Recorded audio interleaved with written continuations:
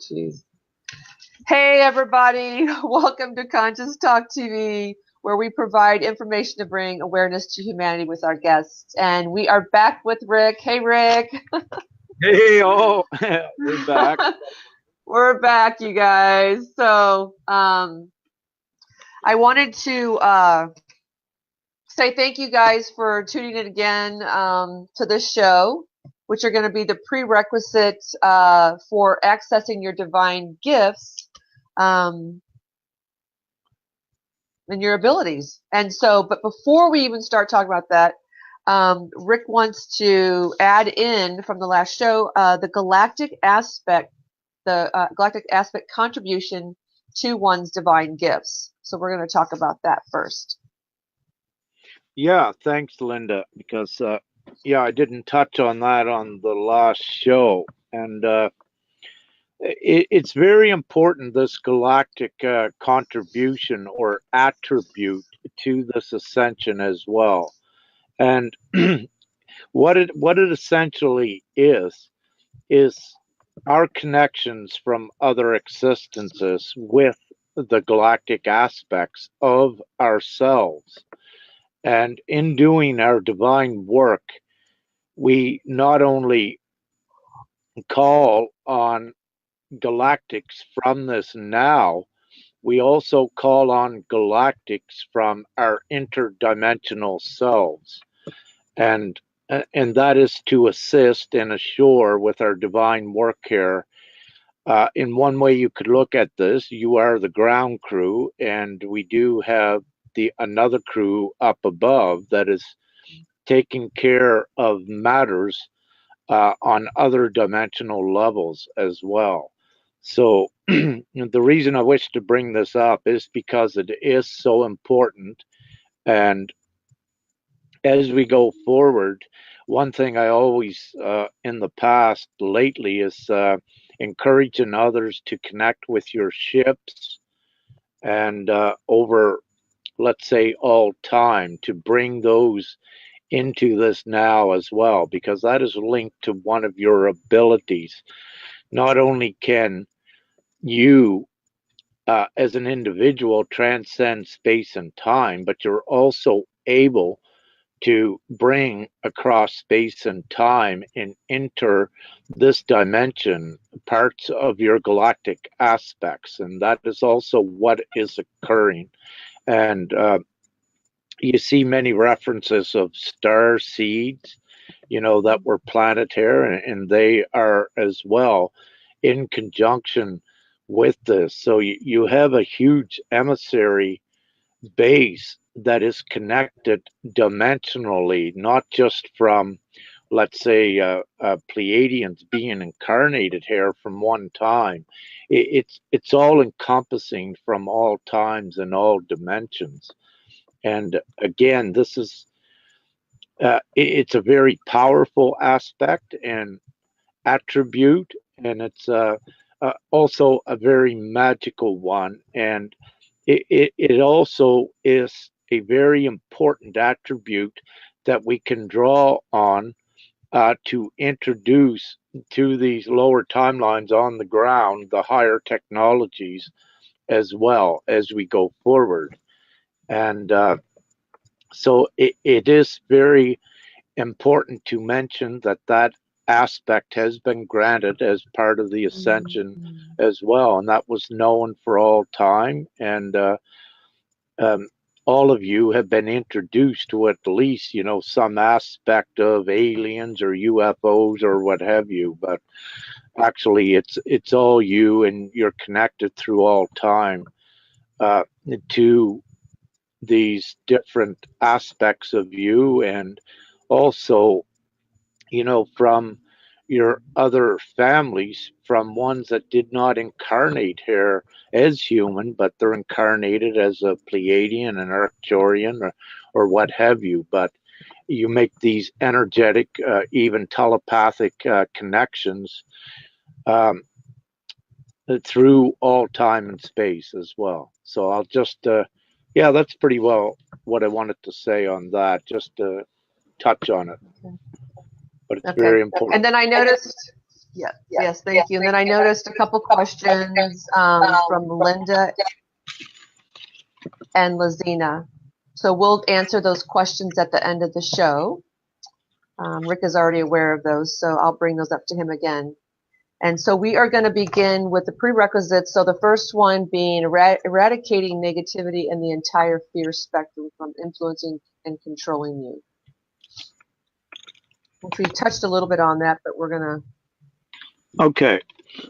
So if I may, then what I've done is prepared a list that we're going to go down. I believe there's at least 17 points in that list. And this list that I comprised, I will be putting it out at a later date in a post so that you can copy, and also that others can translate it into the other languages as well, which is very important to spread it around. So having said this, there are prerequisites. If you will, I preached about it many times, but what I tried to do is comprise a more inclusive list, so that more or less we got it mostly all in one place instead of it being scattered and kind of in disarray. And it also is essential, again, that I wanted to go over this before I began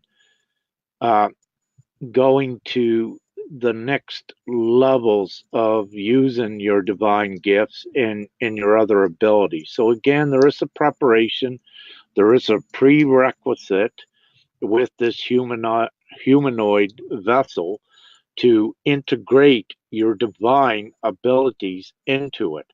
You just usually just don't wake up and there they are, all there. There is a process with this as well. But yeah, well, for some there is. It depends, Okay. but for the others, for many, no, it's a process. You need to have the discipline, and for I as well, I incarnated here, but as I shared before, I lived a human life up until it was time for I to be awakened. And at that time, this whole list that I very quickly went through that and passed, those tests as quickly as I can. And, let's get this done. I knew what I was here for, but it was much easier for me because my connection with Father, I was given my divine memory all pretty well, very quickly. So I didn't need to question anything. I didn't need to, let's say, search for the answers. They were given to me. So I know that it's so much easier when that is done. So, but I know others that you search for these questions. So to alleviate that and assist with it, I try to give you what I know and what I'm given to share with the others. Anything to empower and expedite this process, empower you, and to go forward. That's what this is all about. Many are tired. We want to get out of these lower dimensions, and hey, this is the way to do it. So fun stuff. Okay. Yeah, so the fear, basically, yes, all negativity and all fear. And fear is anything, being agitated, being frustrated, worrying. These are all fear aspects. They only serve, let's say, a human experience. But for all of you watching this, you are transitioning out of just being, let's say, a human, having a human experience. I mean, you began to experience your divine magic to some degrees. You have been shown, perhaps divine miracles. You come to know that nothing is by chance, that everything happens for a reason.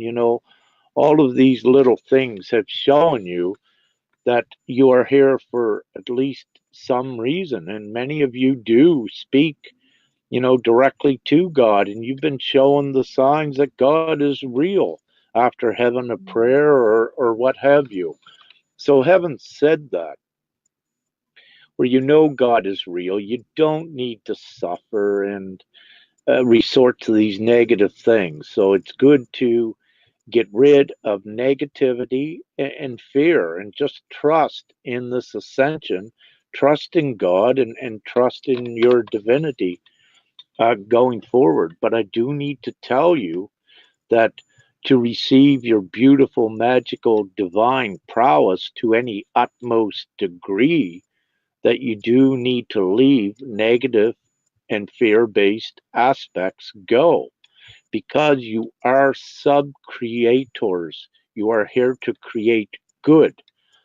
And the way you create is from your thought, from your heart, from your being. And if you are contaminated with fear and negativity, you're not going to be allowed to create. The mechanisms are all set up for karmic implosions on those with ill intent, anything fear-based, and anything negative. And again, many what you could look at as dark things and negative things, many of these are divinely orchestrated to very quickly give you the opportunity to master them and take control over them, to not let them control you and force you into acting like biting your nails or becoming afraid or lashing out in anger. All of these things are negatively charged, and it's not what you are. And you no longer need to be that way. You don't need to protect yourself in society. God is omnipotent, and so are you. Once you own more of your divinity, you don't need to own the darkness and the negativity, and it will hinder you. Love that. Yes, I agree. Okay. Let's see. Second point is along the way of accomplishing, you reach a point of equilibrium where you may refer to as a balance of light and dark within you, yin and yang. Even once achieving this balance, you are ready to move further forward into your divinity. Yes. So a point of equilibrium. This is a most important stage in your development. At this stage, it's where you create the balance that, let's say, in the past, if someone cussed you or whatever, you would violently react. But at the stage when you come there to balance the darkness and the negativity within you and the light, when you come to that stage, you are at the stage where you begin to act differently. That the darkness doesn't, the negativity does not create you, or it does not control you to act and react out of fear or negativity. So once you reach that level, that balance, you are not provoked. You stop for a minute and you look at it and you evaluate, the situation. If someone cuts you off when you're driving, for example, in the past, maybe you bang on the wheel, blow the horn, but now you just let them go and you watch what happens. So, that is more or less the point, that where things do not bother you or control you like they did before. You are at a more mellow state where you're not controlled as much before by the negative and the dark. You are then at a level where you're able to begin to integrate more of the light in you and push out more of the darkness and the negativity that no longer serves. Oh, yeah. So definitely getting rid of the negativity first, for sure. Yeah, it has to go to, again, to come into your full divine immense prowess. It has to go. You're not allowed to create negative and dark things. You are an angel. you create nothing that's bad. Those days are gone. Those were the dark angels. That is not you. Yeah. And Daphne made a comment, or feel emotionally certain negativities. That is what you're feeling. And thanks, Daph. That's a good point as well. Recently, with many, well, with essentially all, your sensations has been heightened, especially the empathic sensation, because you need this. This is also a tool, and it's a step in your divine development. You need to recognize energy by your energetic field. So you will recognize by sensation, feeling negative areas that need to be uplifted, be it a spot you're walking all alone and you feel it negative. Well, just sprinkle a little bit of your positive angelic dust, raise the vibration. uh, if you're feeling negative, now this is a little bit advanced too. So let's say if you have cleansed, you're at a real good point of equilibrium with your, or I should say balance, use that word, it's better. So when you're at a very good balance, that you recognize negativity, its sensations, and you know how it will attempt to control you. When you're at that level and you feel it, or negative things come in, it's not coming from you anymore. It's part of your em- em- empathic senses that's showing you that there's something negative there that you can also master and change the polarity to positive, be it that little space you're in, or be it someone next to you. So when you have eradicated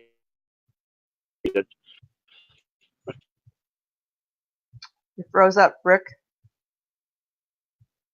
Rick. that, you now know mastered negativity. So if it comes in, it's to tell you that it's from somewhere else, and you're to pinpoint that source and do a little bit of your divine magic or what have you to correct it to the positive. Change the polarity always. Yeah. And I've noticed that for myself too, is when I feel the negativity, or if myself or around, I mean, especially with myself, I'll immediately feel that and just kind of uh, stop and be aware of it, and then change that around. Yeah. Or Yeah. transmute somebody else. Can't say I'm 100% at that. I'm working on it though.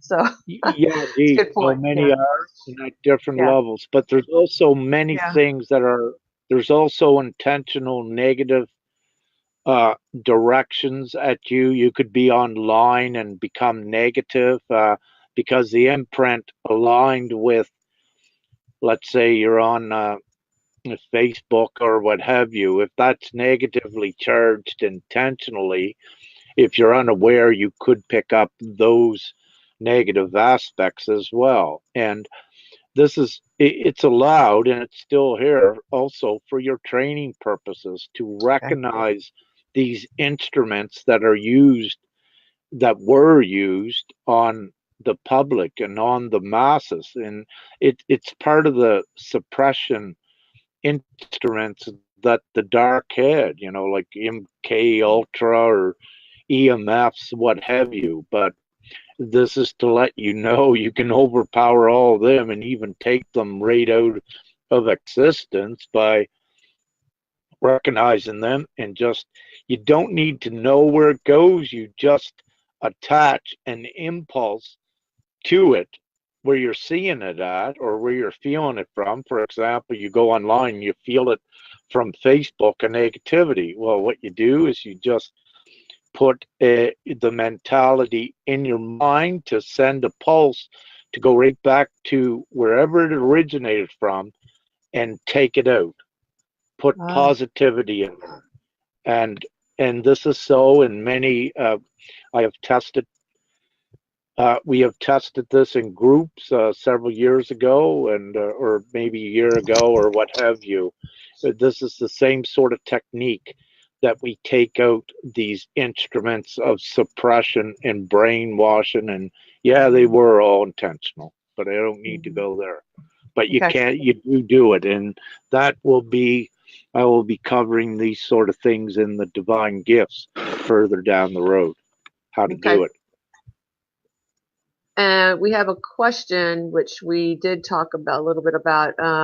Dana, Rick, can you talk about us calling our ships to us and becoming one with them? What's the best way or ways to call them to us? Your best ways to call them to you is just be still and ask. And what you receive is your best way. Let's say the most correct way is to just call them. But if you're given another way, do it.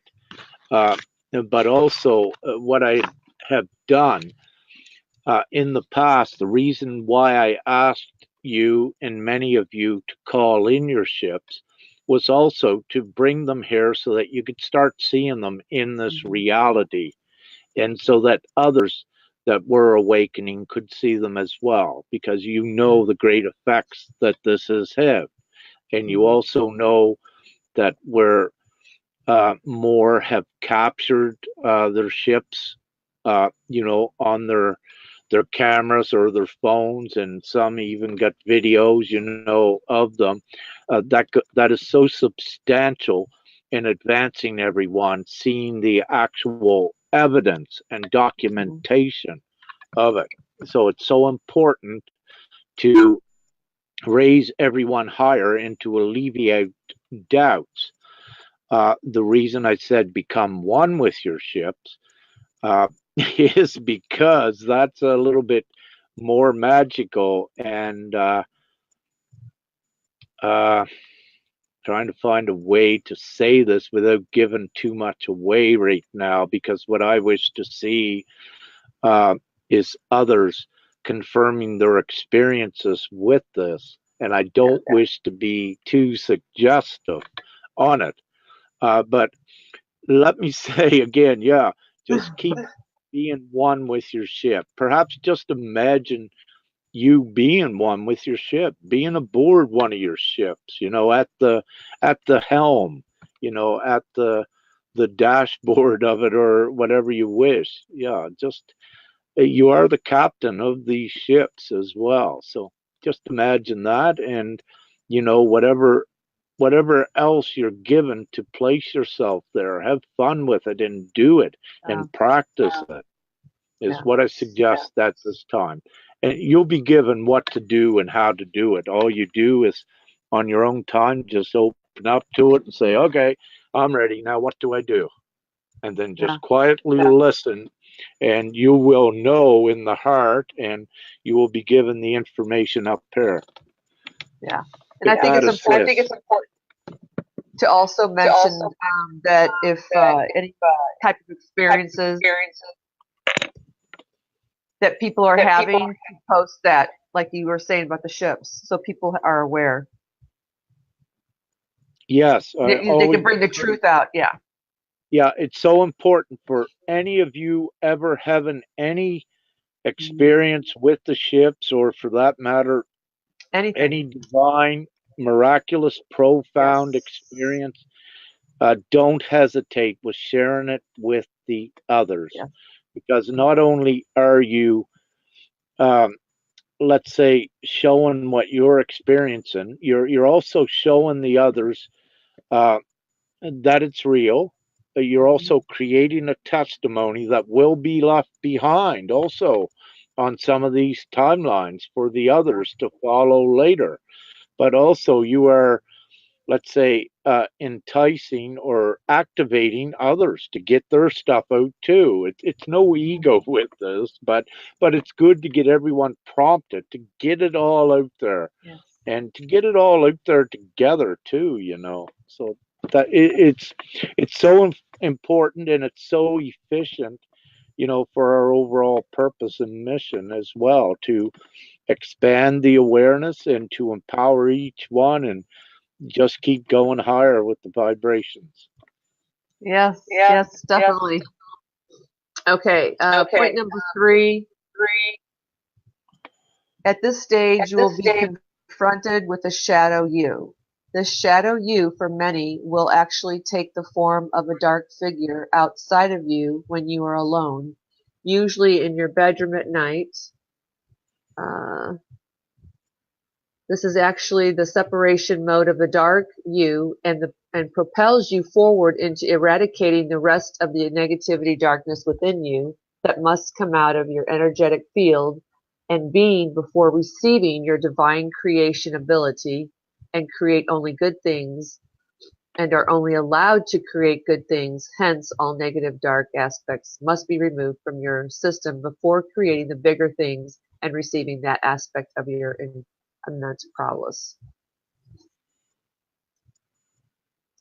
Yeah, that was quite a long sentence, wasn't it? Yes, so I'll go back to, so at this stage, what you were basically saying, that they're going to start confronting the dark you at this point, once they've eradicated and they've got the balance. Essentially, many of you have met a dark figure in your past. You know, for example, you might have been laying in bed and was awakened to seeing a dark figure above you. And what I'm saying is, this is actually the whole representation of your fear and your negativity. It is the highest consciousness of the deepest fear and negativity you had. And it's all in one, but it's outside of you. And this occurs once you have done sufficient inner work, have accepted and trusted and instilled your full faith within God, then you are now at the level where that darkness must separate. It was attached to your veil of forgetfulness as well. So it does have a form, it does have a shape, and it does have a consciousness. But it is an aspect of you. It is your dark side that begins to separate outside of you. Now, this is for very important development reasons that this occur. And some of you may have seen it several times because you're at that stage where you're just beginning, you get it separated from you a bit, but fear and doubt comes back, then it will come back because that's what allows it to exist within you. So it's actually a representation of all of your fears and your negativity into one. So at this time, when that occurs, it will try to get back into you because what it will do, it will try to frighten you. So if you see a black figure like in the past standing by your bed, you're kind of afraid, and zoom, it has control of you again, and it does integrate back within you. But during the process of mastering this, and when you're ready to move forward more into building your light and your prowess higher, there comes that point where it must leave. So, having said this, it's a very important point.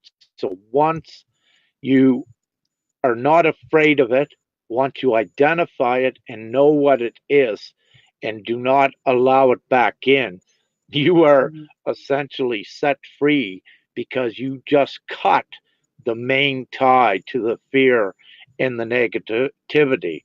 And what happens after this process, you keep bringing in the light, the trust in God, um, all the positivity, everything, and that keeps pushing out to the other side any of the remaining negativity you have and any of those fears as well. But the most substantial point, when you know that you have crossed a very good significant threshold, is when you actually see or experience that shadow self outside of you, and it will act like a foreign thing. You will not even think it's you. You will think it's a dark entity because that's how cleverly disguised it was even within you. because that is why you could not control it before, because it's an alter ego or identity, if you wish to look at it that way, to more understand what it actually was. So a very important time. So you do not allow it back in. Some of you may have been confronted with it several times. And for my awakening experience, I encountered that as well. And it was quite an experience. And, I had no fear and I remained steadfast. I said, no, I'm trusting God. God is everything on this, and no way are you frightening me or getting back in. And one time, it's a real energy. It even pushed me right down into the bed after I was absent of fear. And after a while, that incident, it didn't stay, and it left. And that was the last time. It could not get in because I had, uh, cleansed all fear and negativity from me. It tried, but it could not. And it had to leave. And that was in my early stages of awakening several years ago. So that was my mastery over the dark aspects that I did have, that are created from the veil and the negativity, and also what the dark intentionally tried to imprint my thought process with and tried to instill into my being. So it was a representation of the biggest fear and the biggest negativity I had, and I had separated from it. Wow. So it will take form. It will take it. Is it more of a figure form, or could it be a ball, or something to that effect? Yeah, it can be, but usually what it tries to do to be more intimidating, it will take a tall black figure form. Okay. I mean, just a black ball is not as Yeah. intimidating. So it's going to give you the best scary effects, that it could have to try to scare you so it can get back in you. So it's going to be, it can even be demonic and make red eyes in it, what have you. But you need to understand that it Yeah. is actually an aspect of you also, that when it's time for you to master the fear, you are confronted with it out there, to have that spiritual battle with yourself to subdue and eradicate it from you forever, because you are going into your divinity and into your extreme light. Now, will everyone have to go through this experience in order to? Well, I guess so. I already answered the question. To ascend, yes. Most Correct. most do. They have had experiences. Either uh, they they may have thought it was in their dream time, in which they may have confronted it. So it is not restricted to one way, but let me say you do know it. So you'll remember it in a dream, or you will remember it as you were awakened, when you reach that point to overpower it. And I'm bringing this up because so many more of you Yes. are going to be very experienced in this, to take you to the next higher levels of your divine sovereignty and your prowess. So it's something that I'm actually giving you a heads up so that you can get rid of it very quickly. And Sure. if you want to get up and jump on it and say you got to go, and give it a boot, get out of here. I'm That's right. serving. You're just standing Heads in the up. way of my divinity. You got to go. You must leave. That's right. Well, I think it's good. I think heads up is good, because I would certainly want to know now that if I, having if I have that experience, which after the show we'll talk. But yeah, I think it's good to know. Okay, then you talk about you can only create good things that are only allowed to create good things. Hence, all negative dark aspects must be removed from your system before creating the bigger and better things.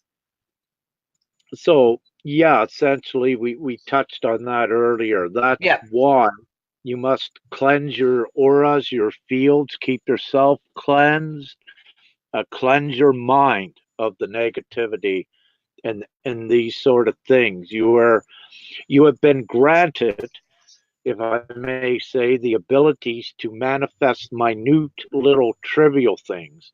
And this is just to tease you and show you that you can do it. But your bigger things to manifest, you will not be allowed to do that with negativity and fear within your being. Now, I'm not really talking about manifesting material things. What I'm speaking about is affecting material events and setting up scenarios of experience, which are all good and all encompassing in good ways. So, this is one of your divine abilities, and you don't want to be you will not be allowed, because you're not allowed to create if you have these negative things. We are in the time that no longer does darkness or negativity serve. We are cleansing these timelines so that you can create the beautiful, harmonious, blissful, joyful things you wish to create. You no longer need to create these dark things. You are no longer controlled by the dark and instilled with fear to create dark things and empower the dark things for them. You are free. You are now able to create the good things based on love and absent of negativity. But to do that, you create via your energetic fields and your thought process. And to do that, you need to be purified. You need to be purified of the negativity and the darkness. If you weren't, then you'd just be creating more dark things, which is a contradiction to why we're here. We're here to create the good things to get out of here. So anyone with ill intent, you cannot create. Well, I shouldn't say that. Anyone with ill intent, it is allowed divinely for you to create some bad things, but for yourself, so that you will get the point. Perhaps you better start thinking positive. For example, if you start thinking negative, you can see your whole day, bang, negative things, you're attracting them.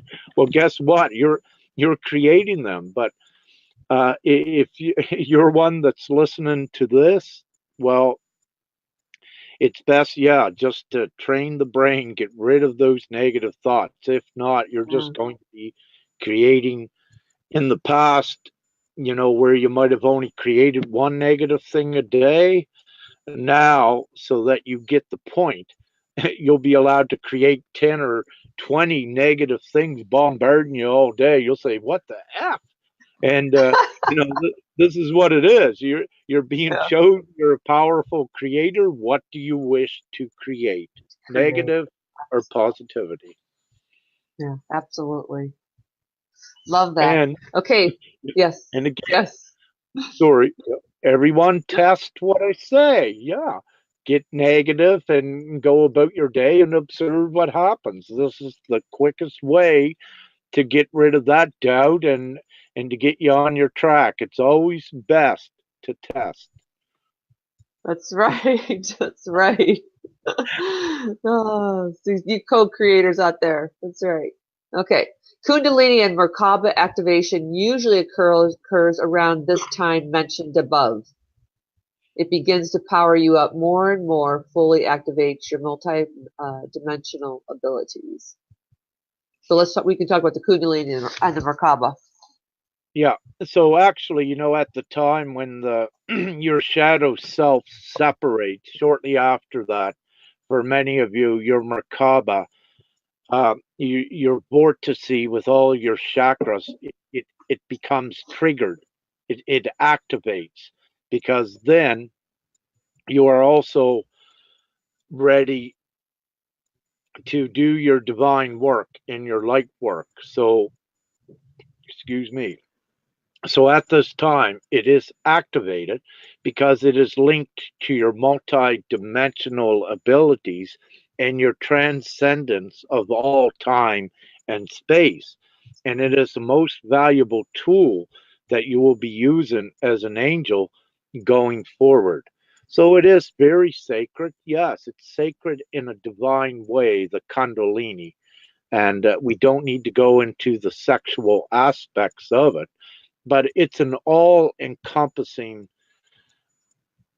energy field that has it's all inclusive of all the energies, in your Kundalini, in your vortex. It is also your creation mode when it's powered up. And again, this is why in your vortex, going from your root chakra, if you envision it that way, going right up and right up above your crown into your higher chakras, you want that field purified. The more purified it is, the more stronger it is as well. So at the point when the darkness does leave, when you are no longer in a 50-50 balance of darkness and light, when you have overpowered and separated the largest aspect of that darkness, then your Kundalini and Makabe is lighted to come in and to assist with alleviating the rest of the negativity and darkness within your energetic fields. So it is important. It is your spaceship, your Merkaba, because it takes you through all time and space. It gives you back um, your biggest prowess when it's fully activated and uncontaminated as well. Now, you can separate from your physical vessel with it because it is attached to your consciousness. It is your energetic spaceship. But at this time, what we are doing is integrating your spaceship, your energetic spaceship, with your physical vessel in this ascension so that you can take this physical vessel into the other dimensions as it is and retain your memory. And this is different than anything in the past that has occurred.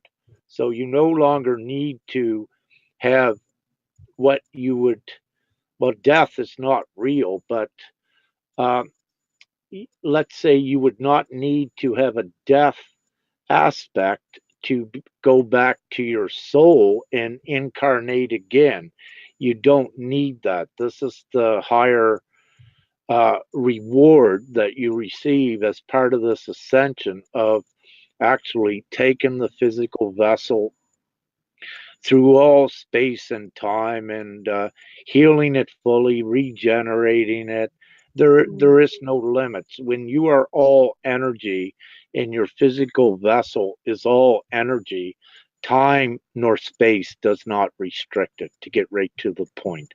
And this stuff is very true, and you'll see more, saying how I love to say, how I lost 30 pounds overnight, how I go to look in the mirror, I'm 30 years old again, this is all very real. And many others have had, similar experiences. And this is not BS, as we know, it's full truth, and it keeps getting better. Yeah. And if anybody has anything, please be sure to post it, as Rick has mentioned as well. So it's good that people can see that it is really happening for others too. We have a question from Daphne. Can one have their Kundalini activated and not know it through symptoms? No. If it's activated, Yeah. You So is it feel pretty? Yeah, it can be. You feel it. You know it when it's activated. You know it. It's more than. It's more than just a sensual lower experience. You feel it when it is.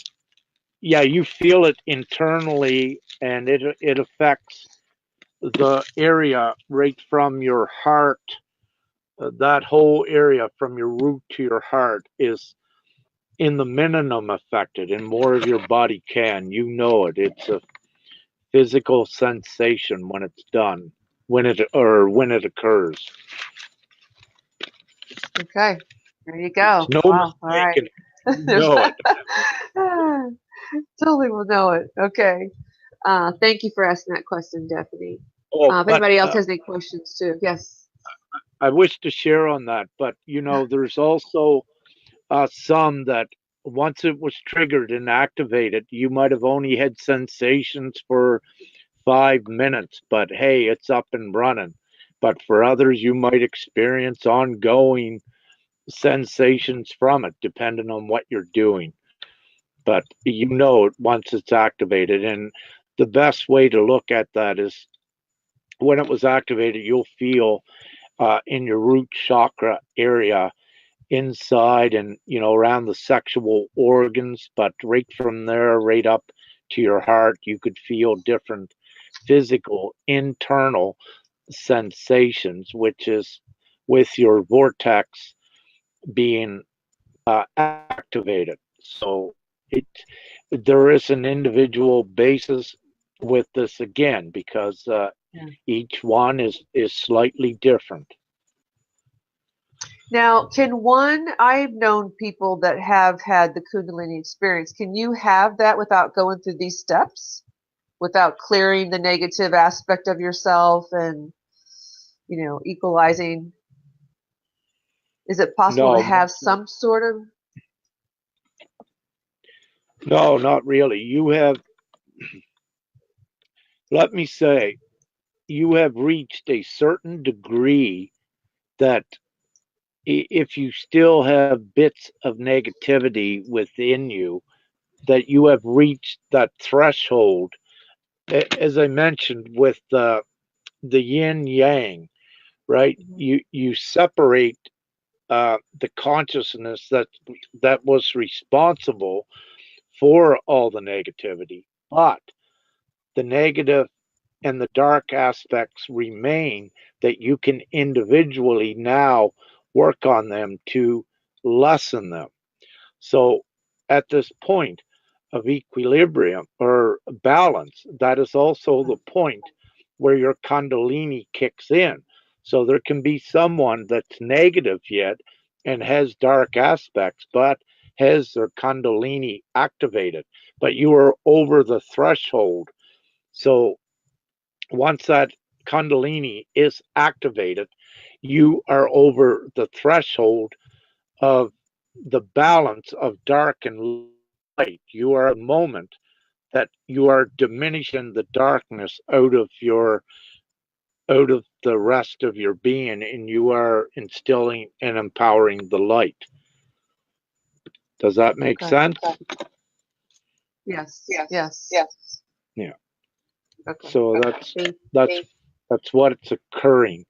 It's a threshold when that dark shadow leaves. That is a pivot point where you have then gained power over the darkness, and you begin the process in eliminating it, but also you have your Kundalini then activated to assist in getting rid of that, while you're also doing other divine tasks. So that's why it's activated too, because it assists with you being able to be relocated in time by location and other things to assist you in eradicating your negativity. So it goes very quickly if you wish, because you then have more power, you have access to eliminate the remaining negativity and darkness that you may still have within you.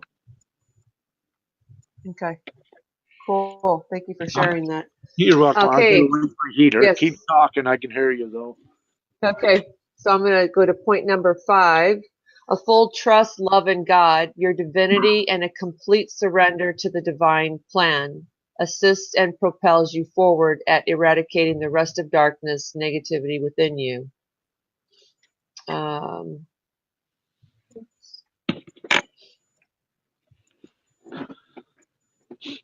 one moment. Um,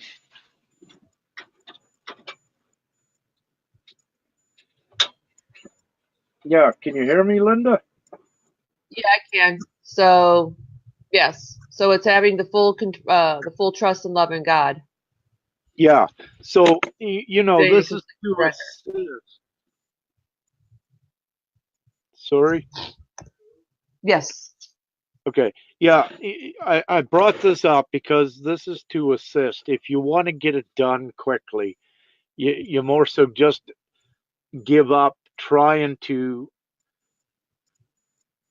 uh, manually or directly fight the negativity and darkness. What it does, it empowers you more just to put the full trust into the highest divine power that you believe in God and in yourself, and say that it doesn't matter, you know, about these bad or negative things. So if you put the full trust that you're being divinely guided and you surrender to that, then you know. And when you fully trust and believe that God is omnipotent, that then you know you can overcome any of this darkness, any of these negativities. And it also expedites your process at doing that. So, meaning that you don't need to work alone. You connect with God and your higher self, what you are, and say, you know, okay, I know what's going on. This darkness and negativity just no longer serves. I surrender to the full plan. And if something occurs that looks like it's bad, no, it's not. It's there for a learning reason in the least. Okay. Thank you. We have a question because there's a little bit more to that from Jenny. She's pretty good person, but not completely free of negativity. Is being 100% free of negativity really possible? If people do unnecessary harm to you that is really undeserved, you can't help but feel disappointed, hurt, and even angry about it. So is it really possible to be 100% free of negativity? Well, you're a test to that. So Yes, it is. One of the yeah. things, what was her name again? Jenny. Jenny? Thank Yeah, you, Jenny. Uh-huh. one of the things, Jenny, is trusting and believing God is real, and you and knowing that when you change yourself as well as you keep empowering yourself, you will not be subjected to these sort of experiences. What you do is you stand in your light and in your truth, and you do not give your consent away, and you do not give your energy away. You do not accept someone taking advantage of you. You state your truth and walk away from it. And you know, until you're powered higher enough, and then these sort of instances will not even occur around you, because you are empowering yourself and you are building your energetic field to positivity, which keeps expanding outward. And even with the lesser laws of human physics, negativity cannot come into a positive field like that. It is repelled, and or you know, it is repelled away or redirected. So having said this, once you empower yourself, no, you also create a powerful space uh, Mhm. in your reality where it cannot come in. And if Yeah. it does come in, then it's for divine reasons where you learn something about it or about the experience. So you examine it when it does come in from a neutral position, understanding more of the dynamics. But a lot of times with this, when they do enter the angel space, once you recognize that you have cleansed your negativity and here's something that would look negative, well, these experiences will be divinely orchestrated for you to learn about it, because what will happen, let's say in a day or two or even hours later, you will be assisting someone that is at a lower level that's just been confronted with the same sort of theme what this was. So you need to know how it works so that you can assist them and raise above it. So always Mhm. pay attention. There is, um, Jenny, there is no bad.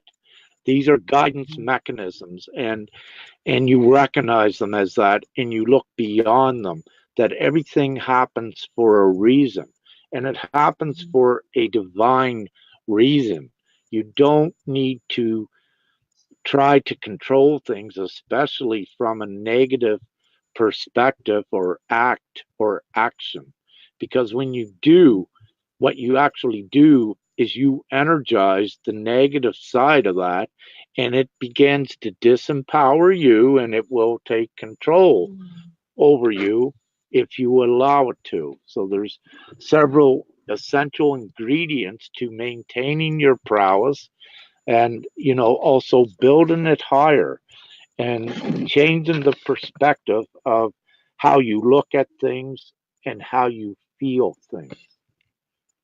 Yes, absolutely. Because then, as you said, mentioned earlier, we just only attract more of that because we're feeding into that. So, yeah, definitely important. And Jenny, we also have prior shows with Rick. I don't know why he called you Rich, but prior shows with Rick that you may want to check out as well. They're on the Real Angels page. And yes, we will be posting these points on the Real Angel page. Rick, you will be correct. That was a question of one of the viewers, Jennifer. Yeah, we will be posting. Yeah, this list. Yes, indeed. Yes, The yes. Real So it would be Angels. posted on there. Yeah. And But also, Jenny, go back and check the shows too. I'm sorry, Rick. yeah, no, cool. I'm sorry. We were, anyways, yeah, We're both excited. I'll Yeah. post them. Yeah, everywhere. The 1111 movement. Uh, I post in there, Real Angels, and on my own timeline as well is where I will post these. And yeah, okay. Yeah. And if anybody else is watching this that's new, I don't know, Jenny, if you've been listening to other shows, but we do have a lot more shows that Rick was talking about the present energies and how it was really important to stay positive, kind of like the beginning of when we really first started to do the interviews of how important it is in this ascension. So for anybody that's just tuning in, that's just a side note to let you know on that. Okay, Rick, back to the trusting in God and that it's granted you the ability to visit and enjoy the higher, lower timelines absent of the veil. Darkness, negativity is the actual divine mechanisms that restricts and confines you to the lower dimensions. So,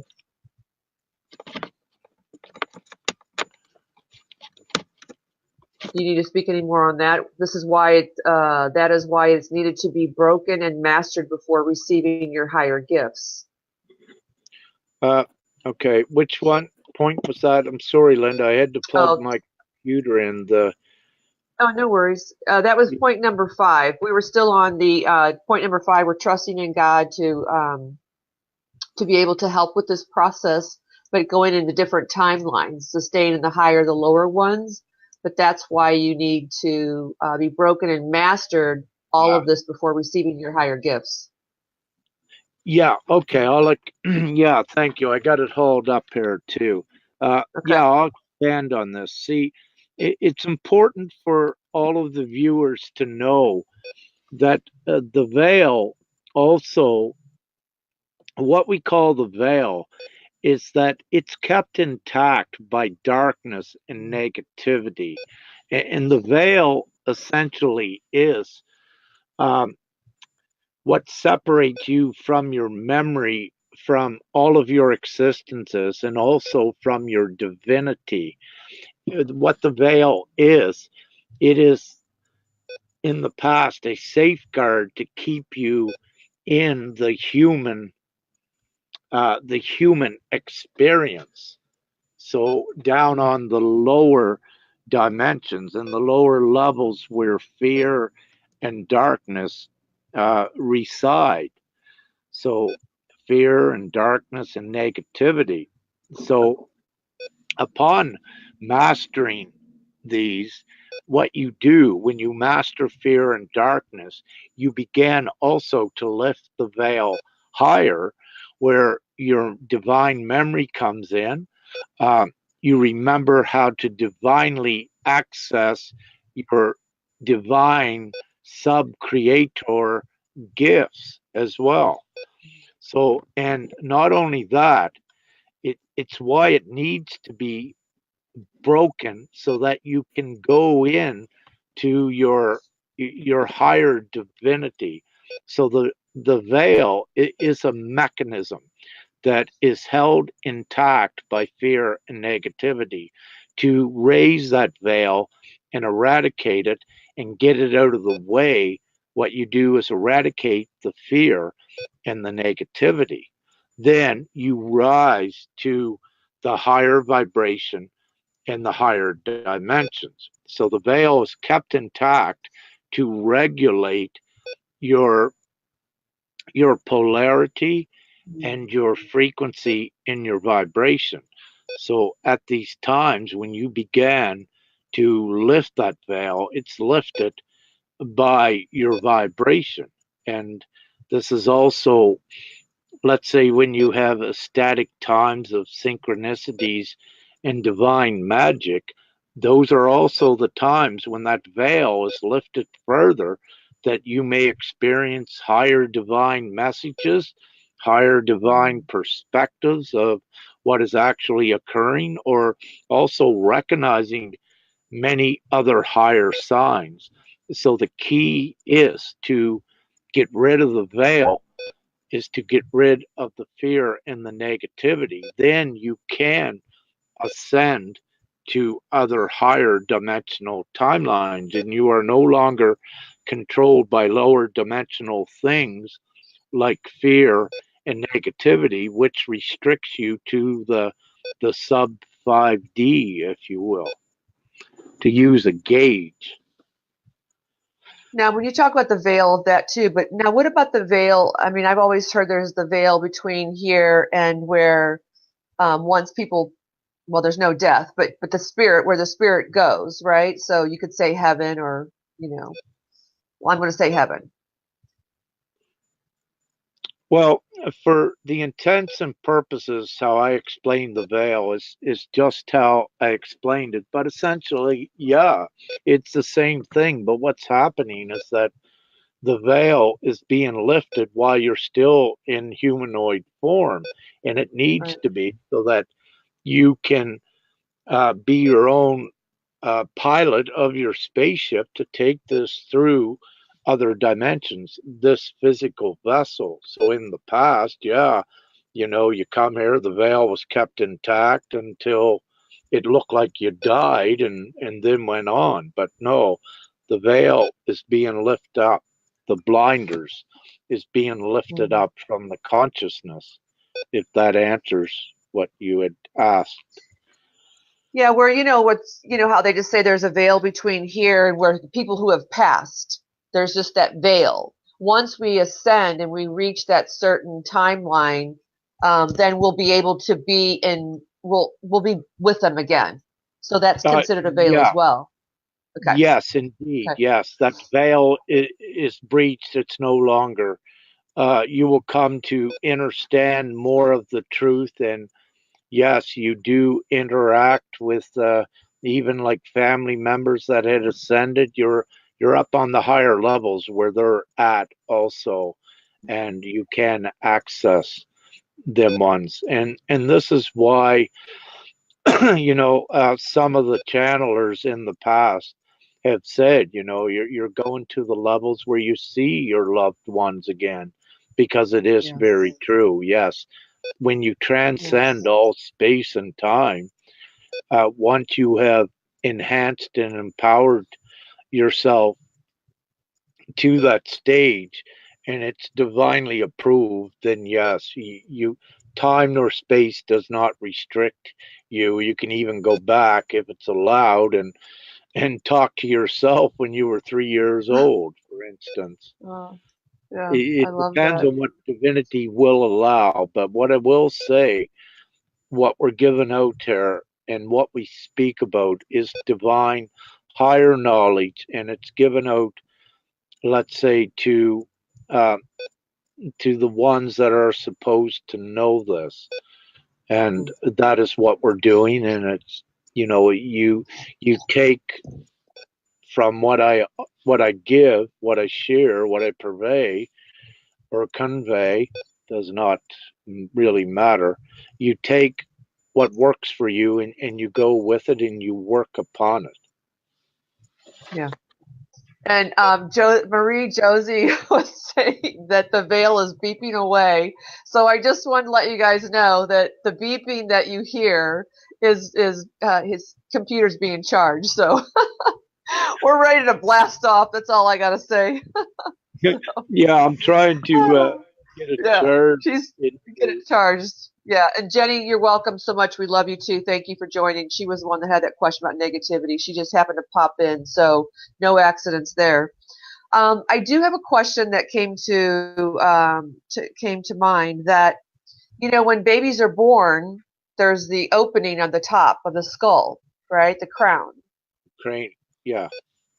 Okay, so can we, this may be off our subject, but I feel that it really isn't, but I think it's still, well, you can decide on that yourself. But, so my question is that crown,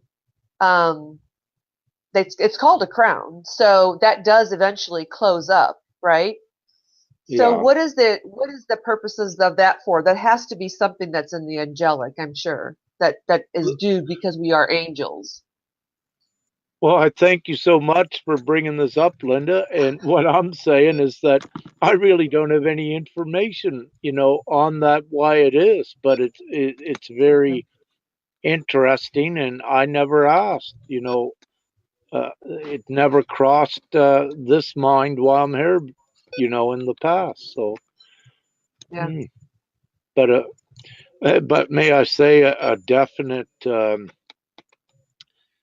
A definite question I will ask perhaps in the future. But again, uh, with that, as you said, there must be a purpose, and I just don't have that right here, right now. Yeah. Yeah. Okay. It just happened to pop in my head just because we were talking about, trusting in God and just being open, and I just felt like, let's just question. So, okay. Well, thank you. All right. Point number 6. Linda, Yes. if I may, can you give me a few moments? What I wish to do is, I'll just go off camera. I'm going to attempt to plug my computer in a different venue so that this beacon isn't going off. So I need a few moments. I'll just go off camera. Okay. Okay. And I'll be back. Thanks. Okay. Sounds good. All right, you guys. He's going offline so he can take care of the beeping, as you heard. I was trying to think of how I could reiterate. Anybody have any questions that they want to ask Rick? You just tried communicating with someone. Maybe you could help me.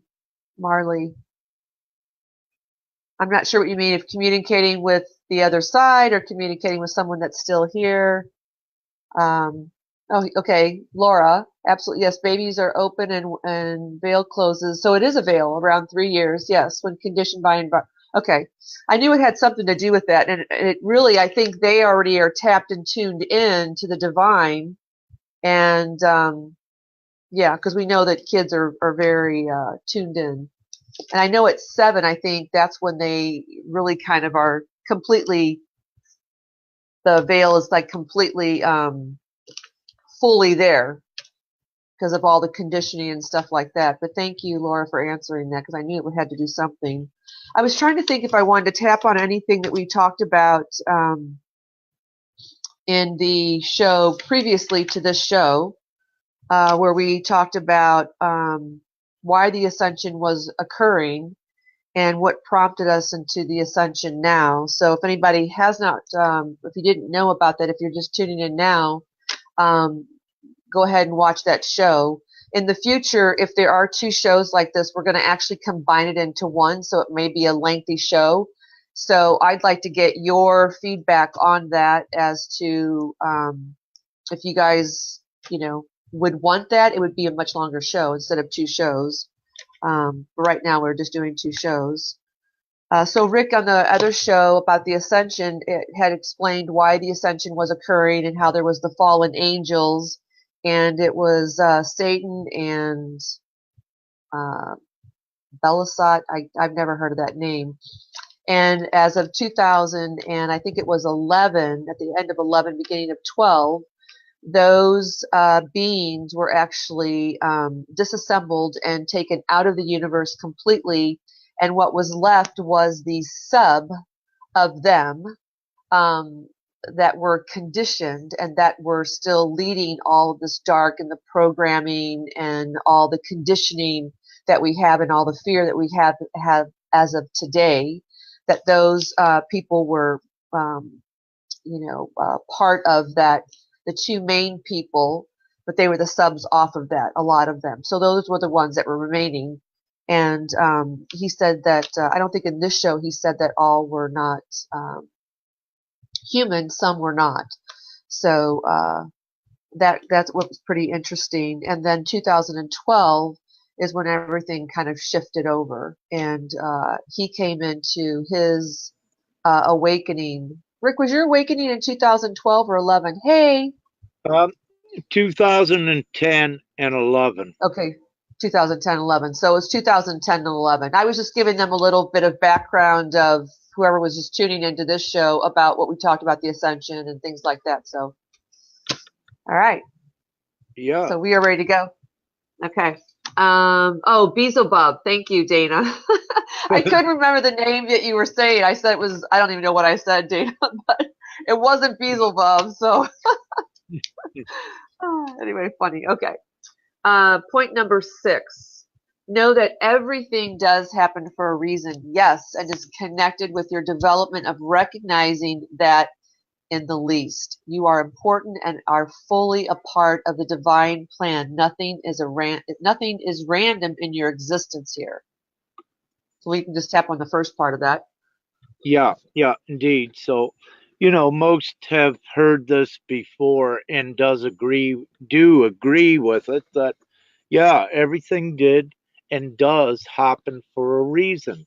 When you look at certain things, that happen to you, when you look at circumstance leading up to it and also afterwards, you see that there's actually a sequence of events. So that everything does happen for a reason, and especially with you, when I say with you angels, with you viewers, everything does occur for a reason. So this is more so also to show you that there is actually another beep. To actually show you that there is a plan and that things are by design. And just let me get that. Yeah, as he was saying too, that things are divinely orchestrated. And I know as we always look back at our life, and even 2018, because we just began 2019, if we look back, we think, oh, we had to go through all of that in order to arrive here. At the time it was happening, we don't really know that. I'll let you continue. Yeah. So indeed, just in short, we know that everything happens for a reason, and it also assists you with accepting that and fully knowing that it does, because it also shows you then that you are indeed here for a purpose and a mission, and that you're just not randomly here. Yeah, and I can attest to, I have actually been extracted out of a marriage and out of a job due to that reason, that, if had I stayed in those positions, I would never be where I'm at today. At the time, I didn't know that. So that is true, to guide us to our purpose. Yeah, because our soul knows. And yeah. What was the other part of that, Linda, if I may? Yeah, so nothing is random in your existence here, and it is directly connected to your purpose and your mission in conjunction with the others and the overall divine plan and the real reason that you are here now. Very important. And yeah, and I'd like to add that is so important because once you began to more fully look into it, what has occurred with you and where you are at certain times, you will find that also you are connected to others and other experiences and other themes that were ongoing, that there is more of a complete spider web and design of it, if you wish. And this Mm-hmm. is to let you know that you are indeed connected to other like ones as well. So it's a grand master design of what is actually playing out here. And again, with that, it eliminates all odds of it being random. So Yeah. and that is the divine plan when you are able to look out and recognize that others are also connected to same things Mm-hmm. that are happening, then you more readily accept that yes, you are part of something much greater and something that is not random. Right. And bigger than us for sure. Yes. Okay, number 7. Many of you have been prepared and applicable pieces of knowledge for this now. Of particular and important interest is the, I don't know, parapsychology. I've never heard of that. And ESP gifts. What is that word? Oh, the Parapsychology? parapsychology. Parapsych. Yes. Okay, and ESP gifts. Okay. Do you want to touch on that one first and then go into the second? Yeah, I'll touch on that.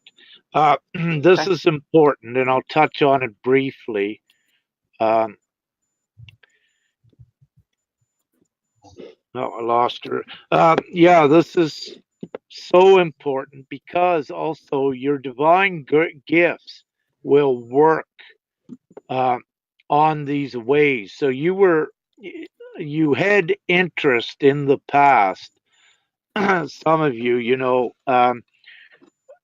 intrigued and interested in the paranormal, in Mhm. ESP, parapsychology, and it was not by chance again. It was in part to prepare you for little bits of the knowledge and the least to ways that you will be utilizing your divine gifts in the near futures. So, what I wish to share there that again, your interests do happen for a reason, and they are connected to your purpose and your mission and the reason you are here.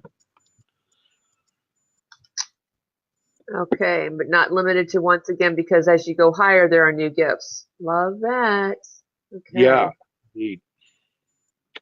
let's see. So, 8.8, number 7 above is so important because of the right hemisphere of the brain being activated and rewired for this ascension. The rewiring allows for direct access to gifts mentioned above and more. The physical vessel is totally being upgraded for you for many important reasons and pertaining to your purpose here in this now and going forward. Yeah. So again, what is Right. happening? Oh, sorry. Can you hear me, Linda? Yes, yes. Yeah. So again, what's happening with the physical human vessel being upgraded to the crystalline?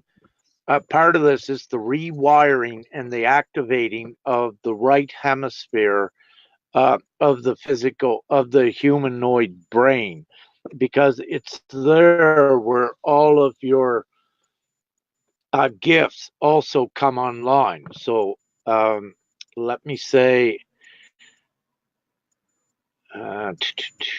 look here again. There was something else I was going to say, but to keep it simple, it's being rewired, it's being activated the right side of your brain, because that is the access to all of these gifts, to keep it simple for now. That's why it needs to be done. Oops. Sorry, there was an echo there. Okay, we have a question from Tammy. If the universe thinks you're not following your purpose, can the co-consciousness take your gifts away? Thank you, Tammy. Let me say that everything is divinely assured, that there will circumstance will occur that will get you back online if you get off track to any degree. So on the big scope of things, everything is assured, that everything does happen perfect. So meaning that if you do go astray a little bit, you will be ushered back in line, uh, from perhaps your soul level, on a subconscious level, or from a more direct level. Everything is assured. Uh, you not need to be so conscientious about doing anything wrong, because in reality, you cannot do anything wrong. Good point. Good point. Yeah, and it is something I don't think is to worry, because that again is in the negative aspect. So it's just to trust that wherever you're at is where you're supposed to be at, and that your soul will guide you. Yeah. Yeah. Okay. Thank you, Tammy, for that question. Okay, number 9, belief is essential in activating and empowering your gifts. Without the belief that you have them and can access them, you have nothing, because of non-belief becomes a restriction and a separation from your gifts and magic. So belief is essential. Totally. And we can just get basic, with the old adage, if you don't believe in magic, you'll never see it or never experience it. So this is so very real. You need to instill within yourself the belief that you have the gifts, that you are a divine being. You need to accept this. If you don't accept it, and if you have fear like doubt, then that separates you from your gifts. It's best for you to jump all in, and with your full determination, and don't let negative or fear-based things to alter or misguide you. This is about you. It's about empowering yourself. It's about, in the least, showing you that you have the opportunity to become what you really wish to become, and to change your outside reality to what you wish to see. So you need to have that belief and trust in it, because, again, if you don't believe and you're trying to manifest, well, you're not going to manifest it, because to not believe is doubt, and doubt is fear, and fear causes separation from your gifts. So you need to strengthen your belief, and that will strengthen your prowess. And belief is one of the key ingredients in manifesting and creating in this now. You need belief, you need the absence of fear. Well, and what came to my mind too, just even mentioned too, a good point, is to be around people that are supportive of you is really important. Very important. Yes. Thank you, Linda, because it enhances the all of you as well, and it keeps you in a higher vibration, and in your groups and the unity. Yes, you are even more efficient at preparing yourself, but you're also much stronger when you're in groups and in your prowess as well. Exactly. Unity is so fundamental and important in going even to some of the next levels, where you will be utilizing your gifts again. And we have demonstrated, just touched on it by testing in the past with, various things by seeing what the angels could do with a hurricane, knocking that down, in strength, in taking out some of the mind control operatives. Just the documentation and evidence was there that it was very real. So these are only slight demonstrations of your ability, and actually they were just slight primitive demonstrations. You can do so much. Yeah. And you have the support around you to do that. Yeah, definitely important. Okay, number 10, and I may have to go, I may bleep out to scroll down on this point list because it's not going to go down any further. So if you see me leave for a brief moment, that's where I went. So point number 10 is the mentality of the human brain is required to be self-conditioned to the positive polarity fully. As a negative thought comes into your mind, swiftly change the polarity to the positive and know that the negative thought no longer serves you when in times of, I can't read that the rest of it. So basically you're, Yeah. I'll just expand upon this. Again, train your brain. Keep changing thoughts to positive, because not only are you changing your reality, you are also changing the reality out around you. And this is so important. So to keep it simple, train the brain. And if you have moments that when negative thoughts come in, to assist you, reflect back upon the profound and magical moment you have experienced, and to instill that this is real and that you are part of it.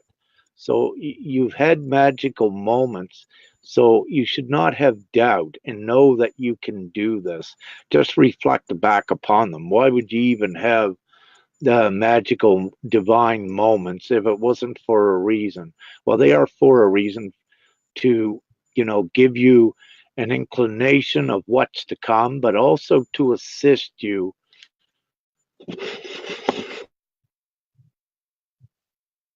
You there, Rick?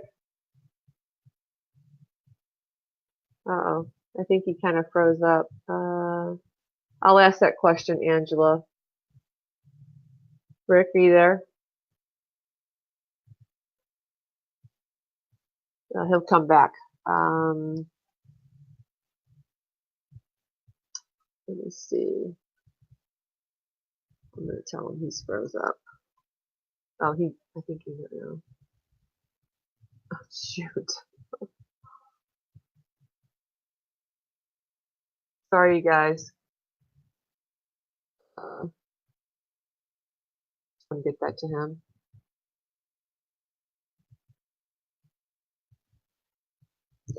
So now he knows that. Thank you, Lori. Thank you, everybody. We greatly appreciate you guys and tuning in and being here and doing the work. Let's see if he comes back. He may have lost.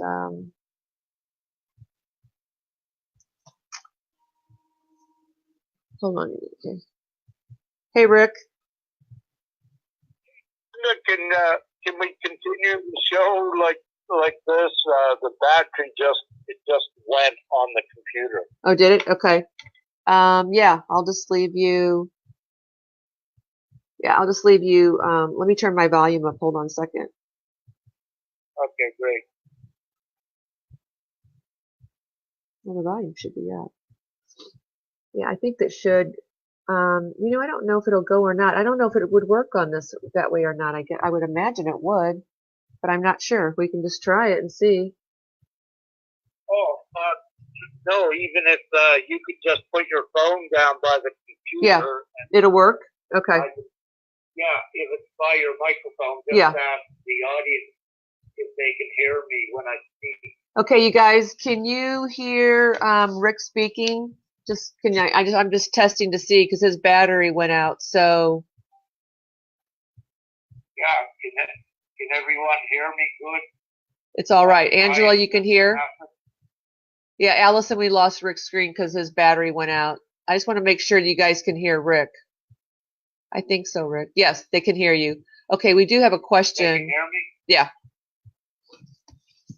Great, go ahead. Okay, this is from Angela. What if something seems to always interfere with a plan, even when one believes that this is the right path and thoughts are positive? So we keep pushing forward and keep believing in it, or should we take the hindrances as a sign and change direction instead? Okay, very good. Anything that might be like a brick wall or a restriction, do not exert any energy on it and recognize it as a guidance mechanism, unless you run up against, let's say, a brick wall that you receive divine guidance that you're to affect it some way. So what I say is when you run up against the brick wall, if you're not given other divine guidance to penetrate it or affect it differently, just divert your route, if that answers what you're saying. Yes, does that answer that, Angela? You can let me know if that does. I might be being covered up. What I will say, Angela, that will change in the future as well, because as the angels become more powerful, you will be tearing down these brick walls and these obstacles. But just at this time, do not exert any energy unless you're divinely guided to do so, is what I strongly recommend. Yeah, perfect. Good question. Thank you for answering that, or asking that question, and thanks for answering. Okay, I had to cover myself up to get the list because it's not opening up into the, so I have to kind of keep it go up. But so we're on point number 11. Food and drink. Your physical vessel is being upgraded to crystalline from carbon. Crystalline is a more conducive state and allows for quicker and higher frequency change, which is required for multidimensional travel. And then it goes into talk about to expedite the process. So you want to say the importance of food and drink, and then we can go on to expedite it. Yeah. So I wish to elaborate a bit on the food and the drink. To do that, part of the dark intent here was to, put in the least chemicals in your food and poison them. Yeah. And not only that, what they are as well, it is a lot of chemicals, and they have extra carbon on the chemicals that are put in food. And when you begin eating certain things like this, especially the petrocarbons from the processed food, what they are is that they accumulate in your physical vessel, and they kind of like dampen your energy field, or they can even, certain chemical structures can short circuit certain areas of you. So to assist with empowering your energetic fields and keeping your physical vessel also empowered, able to go more fluently and more at ease into the other dimensions, it is always strongly recommended to watch your diet and to try to keep them as chemical free as you can from your food and drink. Now, once you go higher and at certain levels, you do have the ability to let's say, lessen the effects of these foods on you. But what happens is that you're exerting an immense amount of energy just to keep the body clear, where you are not putting that energy into empowering yourself higher, which could keep you in a continuous loop of always trying to cleanse your physical vessel of chemicals and contaminants you're putting in it, which will keep you stagnant. So you can assist with your process, and you can also make it more comfortable during the ascension symptoms to keep your diet and your drink as clean as possible. And you also mentioned avoiding alcohol, DNA, RNA, restricting the human vessel is fully important to the ascension and where you are going. Yes, I strongly again about the alcohol, and for the ones that must stop it for where you're going, pay attention to your signs you receive if you must stop it. What I give you is the reasons why, and I did a post a while ago explaining what happens in the human physical vessel when it begins to break down the sugars that are connected to the ribonucleic acid. And during the process of the human vessel with the DNA being restructured and the RNA with these nucleic acids, what happens is in the digestive system of the human body with the sugars and alcohol, there are extra carbons there. And what the body has to do is work harder in breaking down these alcohol carbons.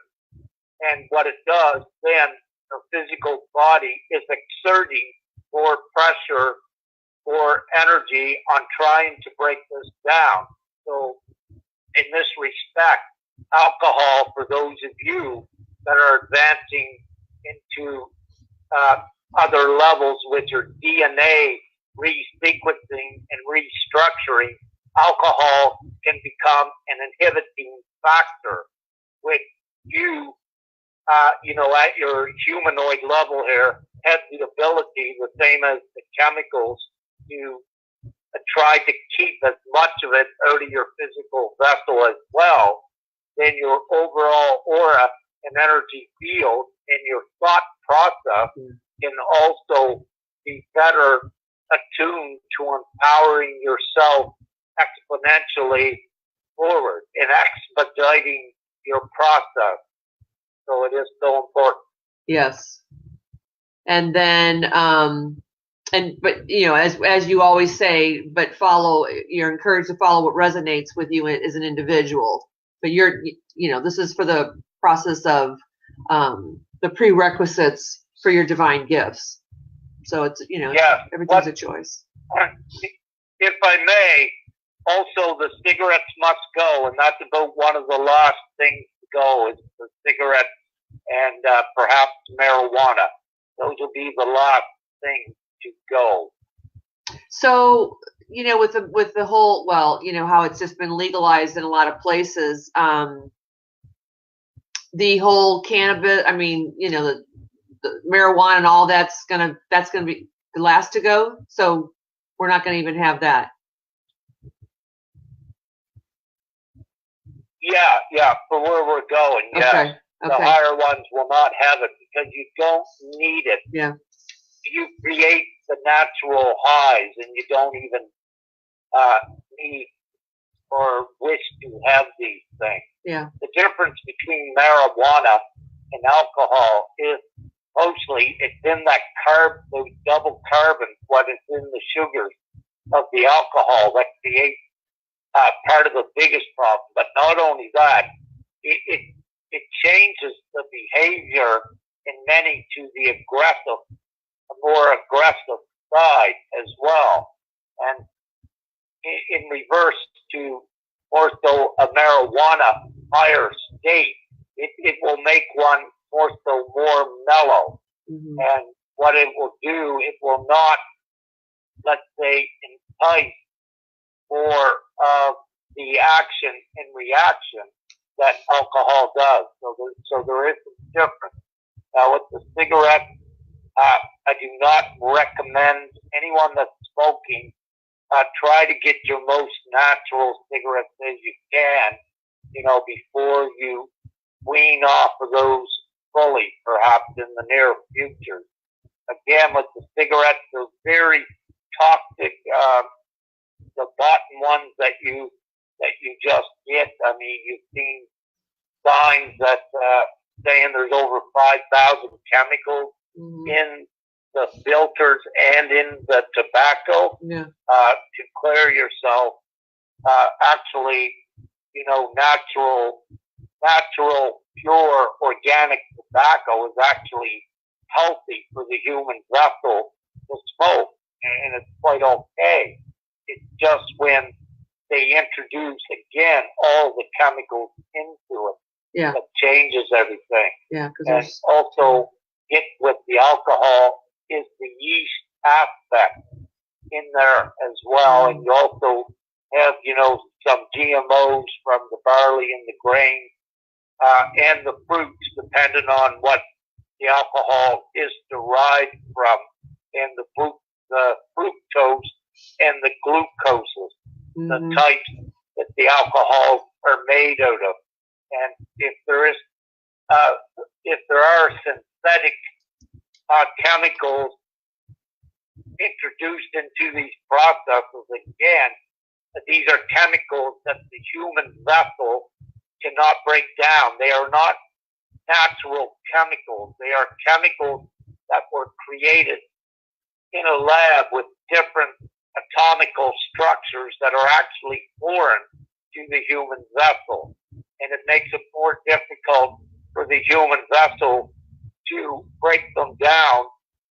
And what the human vessel will tend to do, when it cannot readily break these down, it will begin to store them in other areas of the body, like fat deposits, which again, it acts as a dampening field to your aura and your energetic prowess as well. But I don't wish to get too much more into that.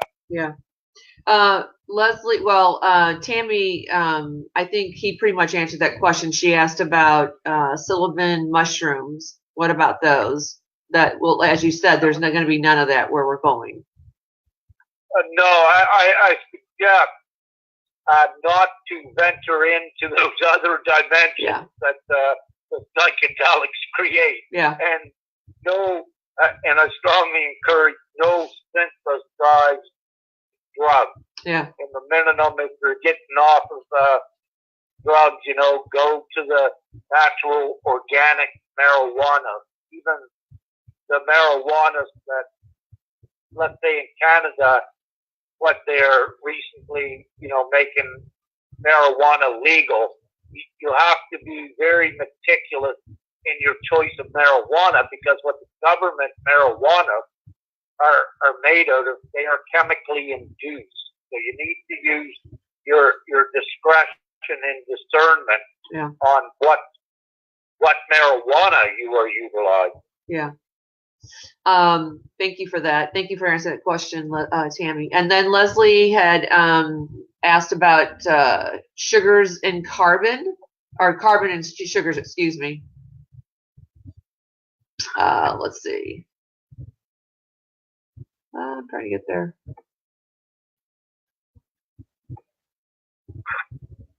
Jeez, sorry.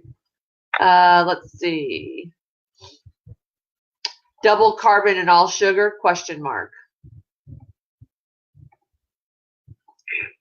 No, not all sugars. The main ones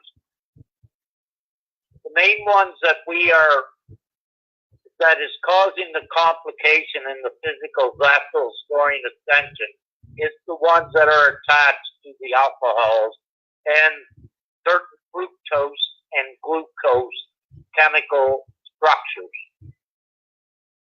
Okay, because she said she's been getting digestive issues and not sure what was causing it. Could that be that? What's you say it's more so the alcohol?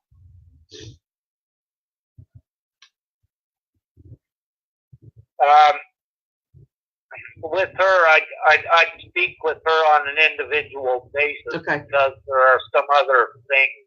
I request that she sends me a message. Okay. What's her name again, Linda? Leslie Martin. Okay. Leslie, I'm sure you're still on here, so you must hear that. Yeah, okay, yeah, Leslie, yeah, we spoke before. Okay. See, there's many things with the suspension, and one of the other things is many will like bring up candida and these sort of things, but a lot of it is ascension symptoms and the changing of the human vessel. And some, if they go by orthodox medicine, they may think that they have candida. Right. Or, but really they don't. It's part of the ascension as well. It's a process to, let me say, it serves many purposes too, with divinely perhaps preventing you from eating certain foods. So what I'm saying, there's a lot more to it. Yeah, than just that. And yeah, try to keep it as simple as I can for now. Okay. And then thank you for that. Let me see. Okay. Yeah, she said she will. Okay, thank you. Great. All right. Thanks, Point number 12, breathing exercises are important to your development and manifestation creation abilities. Practice whatever types you are given. The lungs bring into the physical vessel higher charge particles, energy, which increases your vibration and electrical currents within. Oh. Yes. So essentially with that, and I have covered it in the past, and I wish to reiterate it, that yeah, there is photonic energy in the air that you breathe, and it's important to keep your, let's say, your lungs working at higher capacity by doing your breathing exercises where you cleanse the air out of your lungs, and also that you're able to take in more of the charged particles out of the air, because it is actual energy. And during the transition of the human vessel into the more crystalline vessel, this energy that you are actually taking out of the air is more compatible with your crystalline plasma blood than what it is with the old carbon-based primitive way of energizing yourself through the food process and the digestive process. So you are much more efficient now in energizing your vessels with the air that you breathe. You know, you want pretty good clean air. You don't want to be out, you don't wish to be out in a city where it has lots of that carbon monoxide and dioxide. You don't really wish to be doing very intense breathing exercises, because in those areas you're actually introducing more carbon as a byproduct into your body. You wish to try to keep a more clearer oxygen-based oxygen for yourself that is charged with these photonic clean particles, more clean than the contaminants from carbon dioxide. So, without getting too technical on you, you know, if you got a rural area where the air is relatively clean, it's better to get charged up in those areas. Yes, yes. Amelia had a question on, are garlic and onion, are they bad? Garlic is good. Onion, only use it when you feel you should use it. Really? Okay. Well, garlic is good, but again, with this, it varies from individual to individual body. And why that is so, it's because of, since you were a child, what you had eaten and what you had drank up to your now. Because each one is different with their likes and their food choices. So having said that, it also depends on what you may refrain from eating now and what you may wish to eat. There is the individuality with that, and you must follow what your body tells you, what feels right for you in your own guidance in respect to that. Okay. Yeah, and I guess muscle testing, if anybody does muscle testing, I don't usually do that. I mean, I know how to do it, but I always forget to do it, so that's probably a good way. Or, like you said, asking Father your guidance, your intuition. Yeah. Yeah. Okay, point number 13. Number sequences and deja vu are part of your reality for divine purposes. Number sequences keep your vibration high, steering and keeping you on the divine path and most favorable geographical placement upon the surface. So we can talk about deja vu and number sequences. Well, Linda, you know, I included that in there. Are we okay to briefly touch on that? You kind of thought we might have did a show on that, but I'm feeling essentially, you know, that at least we can touch on this now because it also is pertinent as preparation. Yes, I agree. Yes, because when you do see the numbers, the 4, 4, 5, 5, 5, 11, 11, you're like, oh, you know, then you just, it keeps your vibration high. So I think we should touch on that. Absolutely. Yeah. And the deja vu. Yeah. Yeah. Yeah. Okay, great. So essentially, your numbers are popping up for many of you. And, you know, like Jessica that founded the 1111 movement on Facebook, you know, essentially these were awakening numbers and codes that they began seeing. And as many of you know, all of a sudden you're seeing these repetitive number sequences everywhere. They are indeed codes, but they are also much more than that. When you see these number sequences now, you know, many of you have been seeing them for a long time. But when you see them, what it does, it changes your mentality to a degree that is more positive, and it also slightly raises your vibration. So these numbers are designedly planted during the courses of your day and, you know, your month or what have you. Mm-hmm. And they're placed there to assist you in keeping your higher vibration and recognizing your divinity.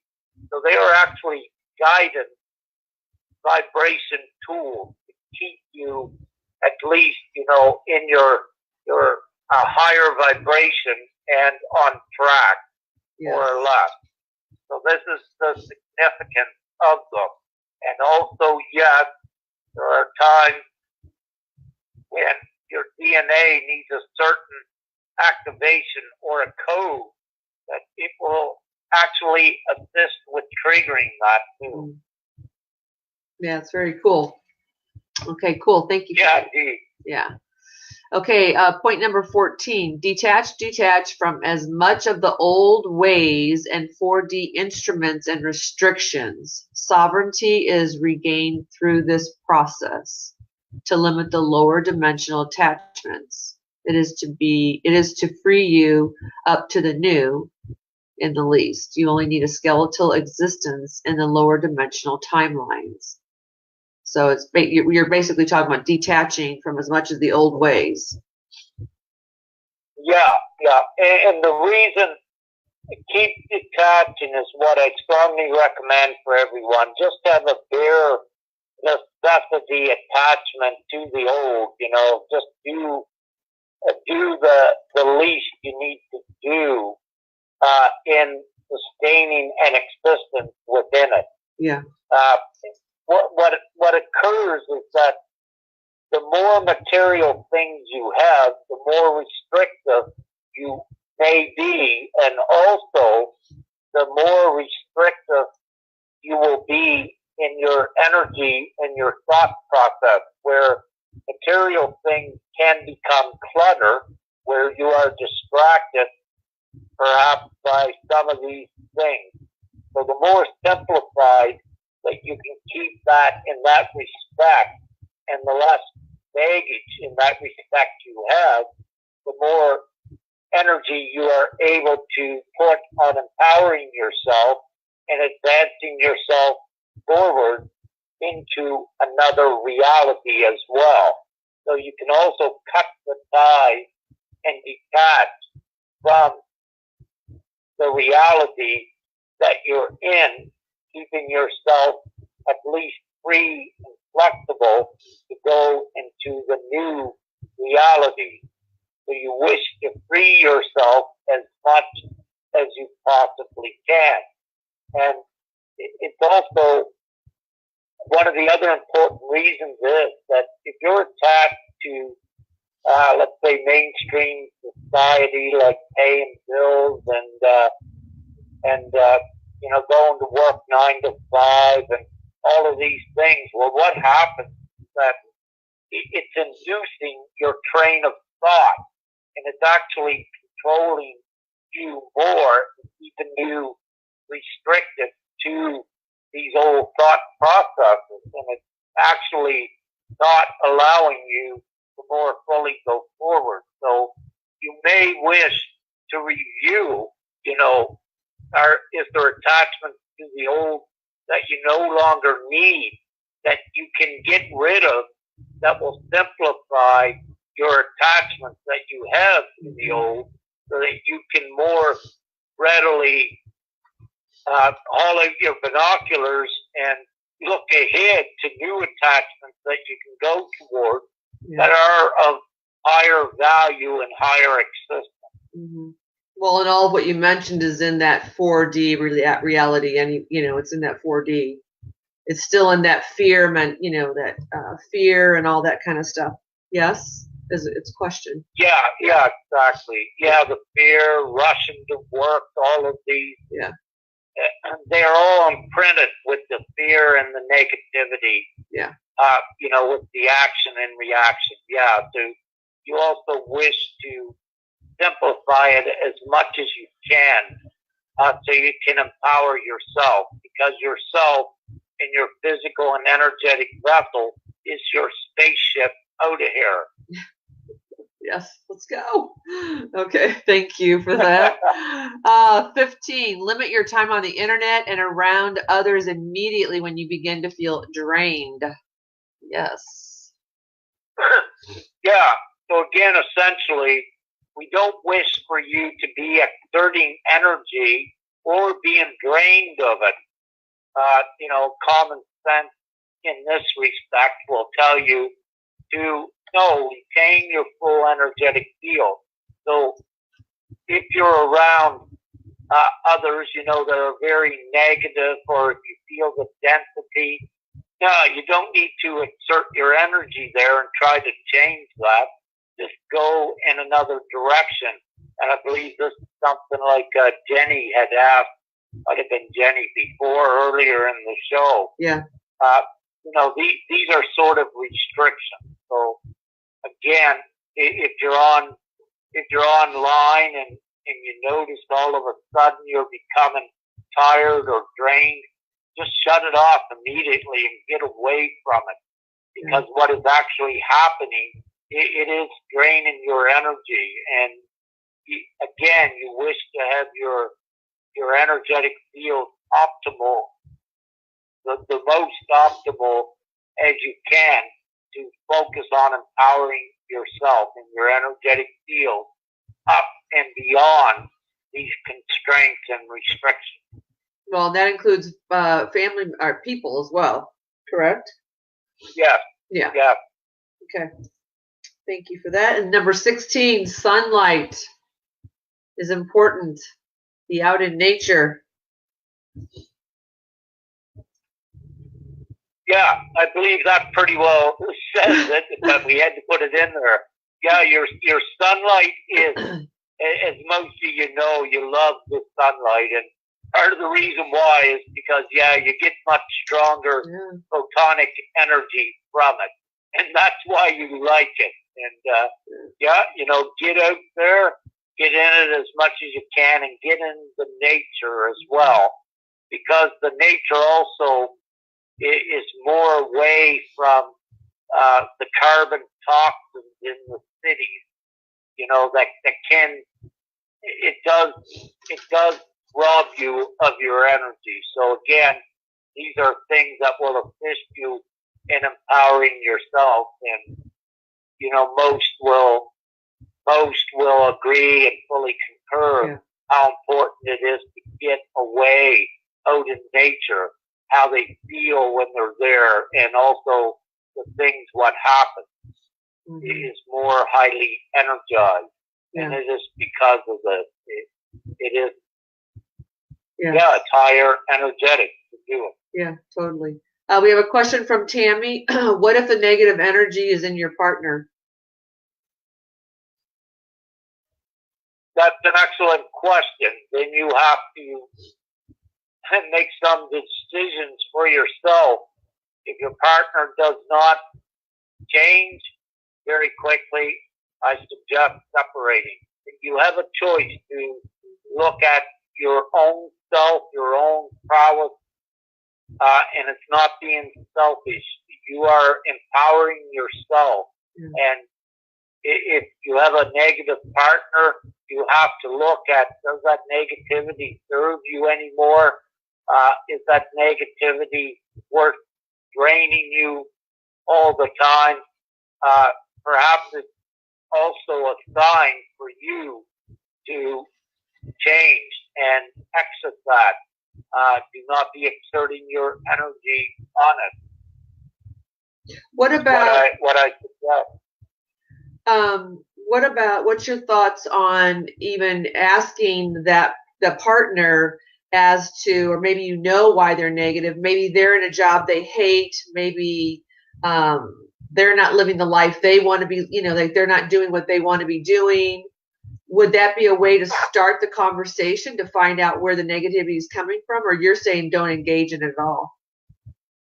Well, yeah, you know, out of compassion from, you know, from the partner, if you attempt to try to keep the relationship going, you know, don't impose upon them, but confront them with the situation to, you know, see if they are ready to work upon themselves, because what you don't need to be doing is exerting your energy of trying to change someone and being drained. So yeah, confront them, give them, you know, what you can, and if they accept all the empowering things, then you know they're on the way.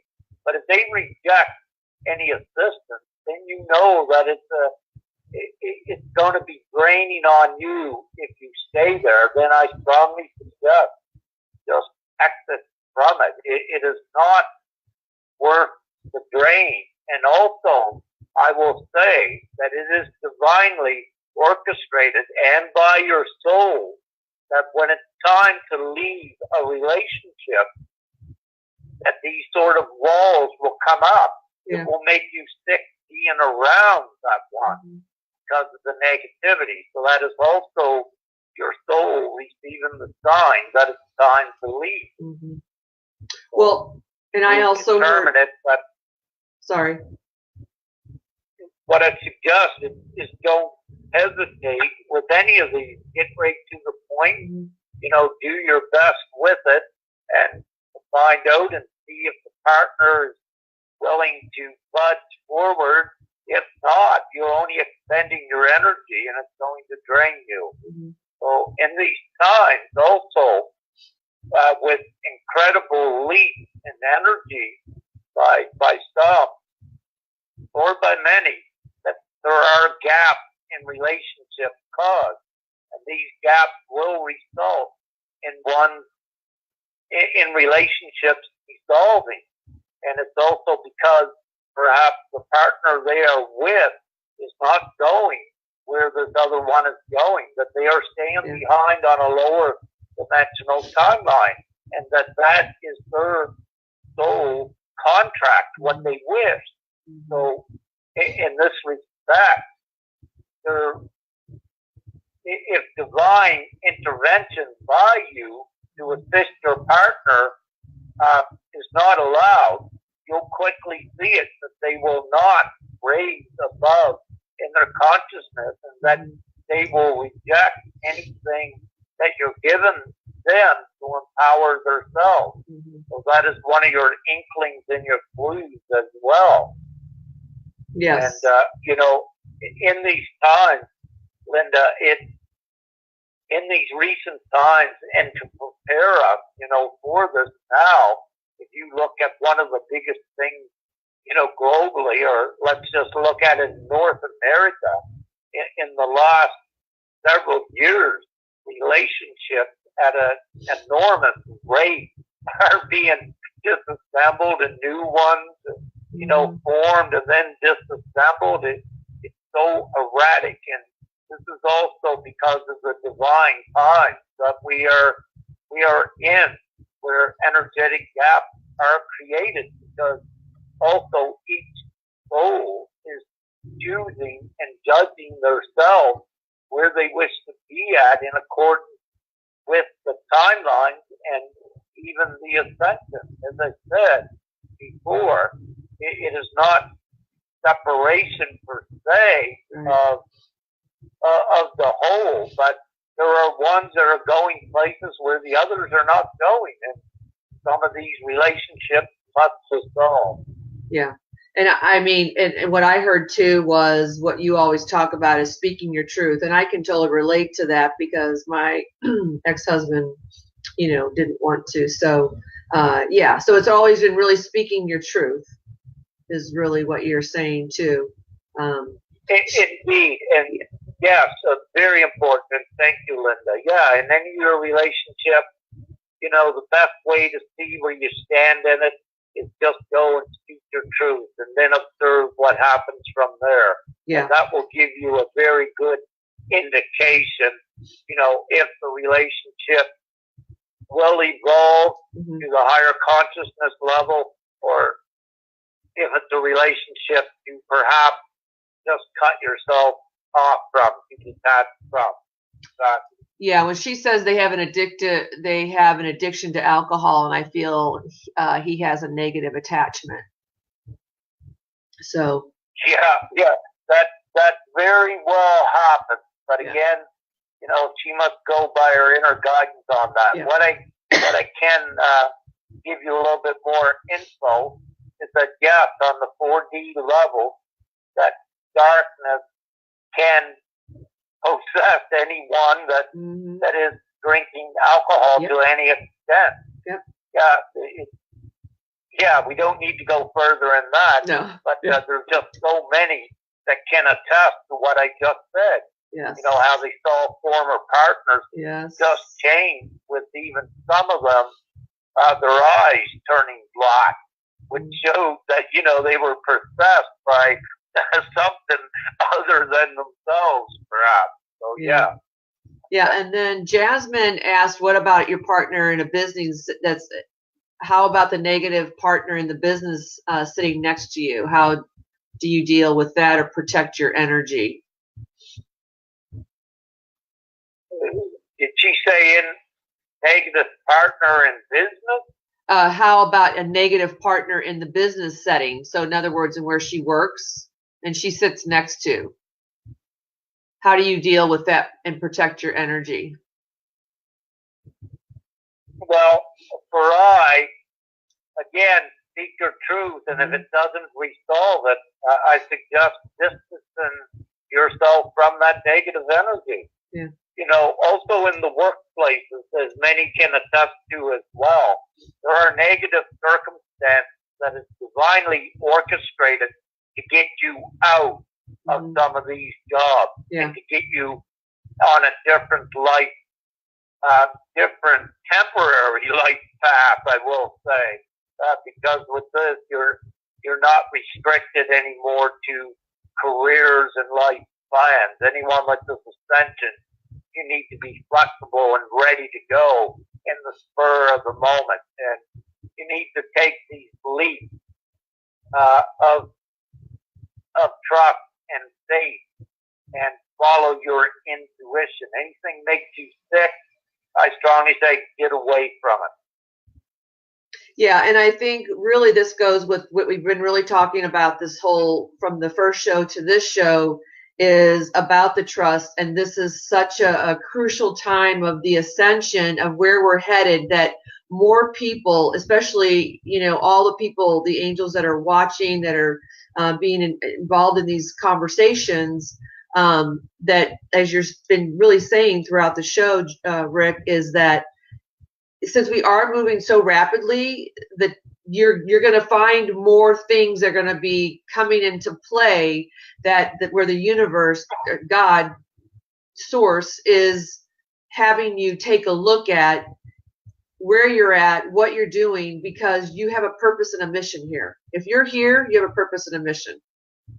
And so it's moving you. These are being brought up, again, as you're saying, that it's to really look at, you know, trusting and getting out of the 4D, detaching ourselves from all of this to be able to move forward and staying in that, around the positive, around all the like-minded people that are supporting you. But also, as you said, really so crucial, is to trusting your own, your truth. What is your truth? Because we know our truth deep down inside, but we may be in fear of speaking that truth. And that's where you're saying, no, no, no. We want to be able to, because of where we're at in this time in history and where we're headed. And so this is all going to start coming up for that reason. Exactly. And it more quickly fits you into your most favorable divine path, where when you do this and you follow that, where you surrender, let's say, to the universe in this respect, then you are guided fully by it. Yep.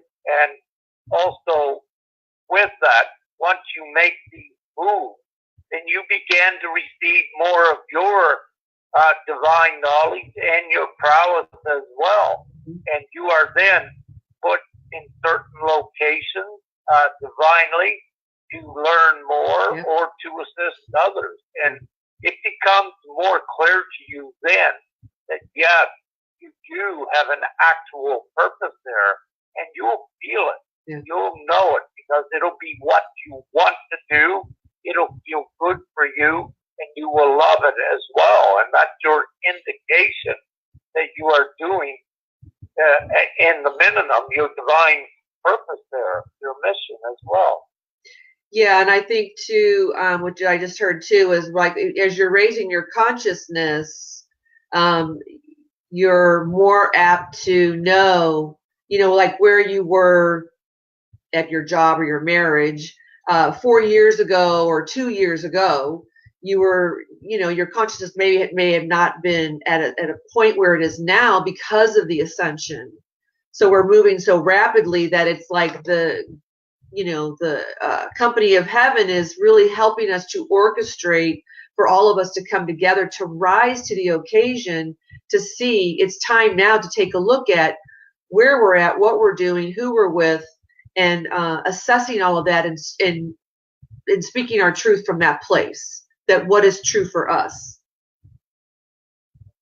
Yeah, exactly, and that as well. See, everyone is being redirected, yes, as you said, and thank you so much for that, because it is. And this is also another aspect that I do encourage, is for everyone to be as flexible as they can to fit into the more expedited plan. Yeah. See, one of the things that each one should realize is that you're no longer restricted to these old 4D realities, yes, to these old 4D movies. You are now granted the ability to step out of them. They no longer serve. And to do that, yes, you need to be as flexible as possible, because right in this very second, right now, you did not have the same amount of prowess 2 years ago. Yeah. You are different. And since that time, there have been many new timelines constructed for you, that some of these paths may take you in very good places that you never expected to be, you know, in the past. But they have been created for you now.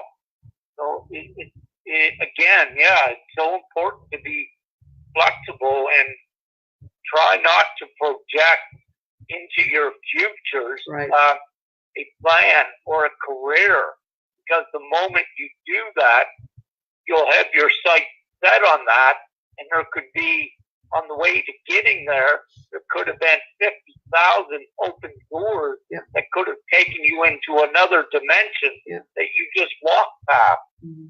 Yeah. Yeah. And it goes back to one of the points, and I don't know which one it was, but it was very early on, which we'll have this list for all of you guys again. He'll be posted on different sites, Real Angels being one of those. But going back and trusting in God. And knowing, you know, when you speak your truth and you trust and you know that, then you are really guided. Exactly. I mean, look back.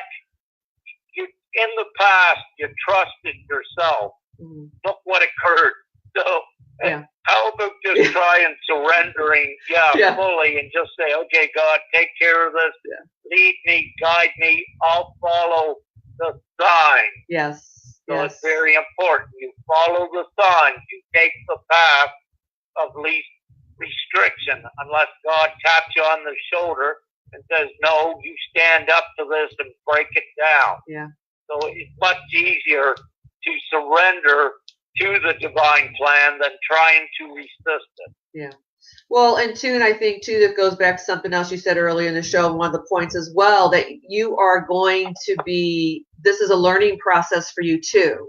So knowing that what you're gaining from these relationships, whether it be business or friendship or marriage, you're gaining information from that, learning from that you will be able to help, like you said, Rick, earlier, you know, somebody else 2 days or 4 days or something from now, just by speaking your own truth and staying in that and trusting. So, yeah, definitely.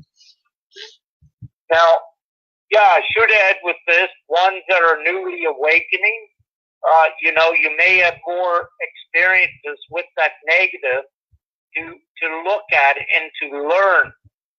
Ones that are quite advanced, you're mostly all through that you don't need to have any more of these negative experiences. You know what you want, which is your divinity and your prowess and your connection to God and your mission, and you know what you want. You no longer need to experience these dark and negative things. You're ready to go forward. But there's others that, you know, just awakening.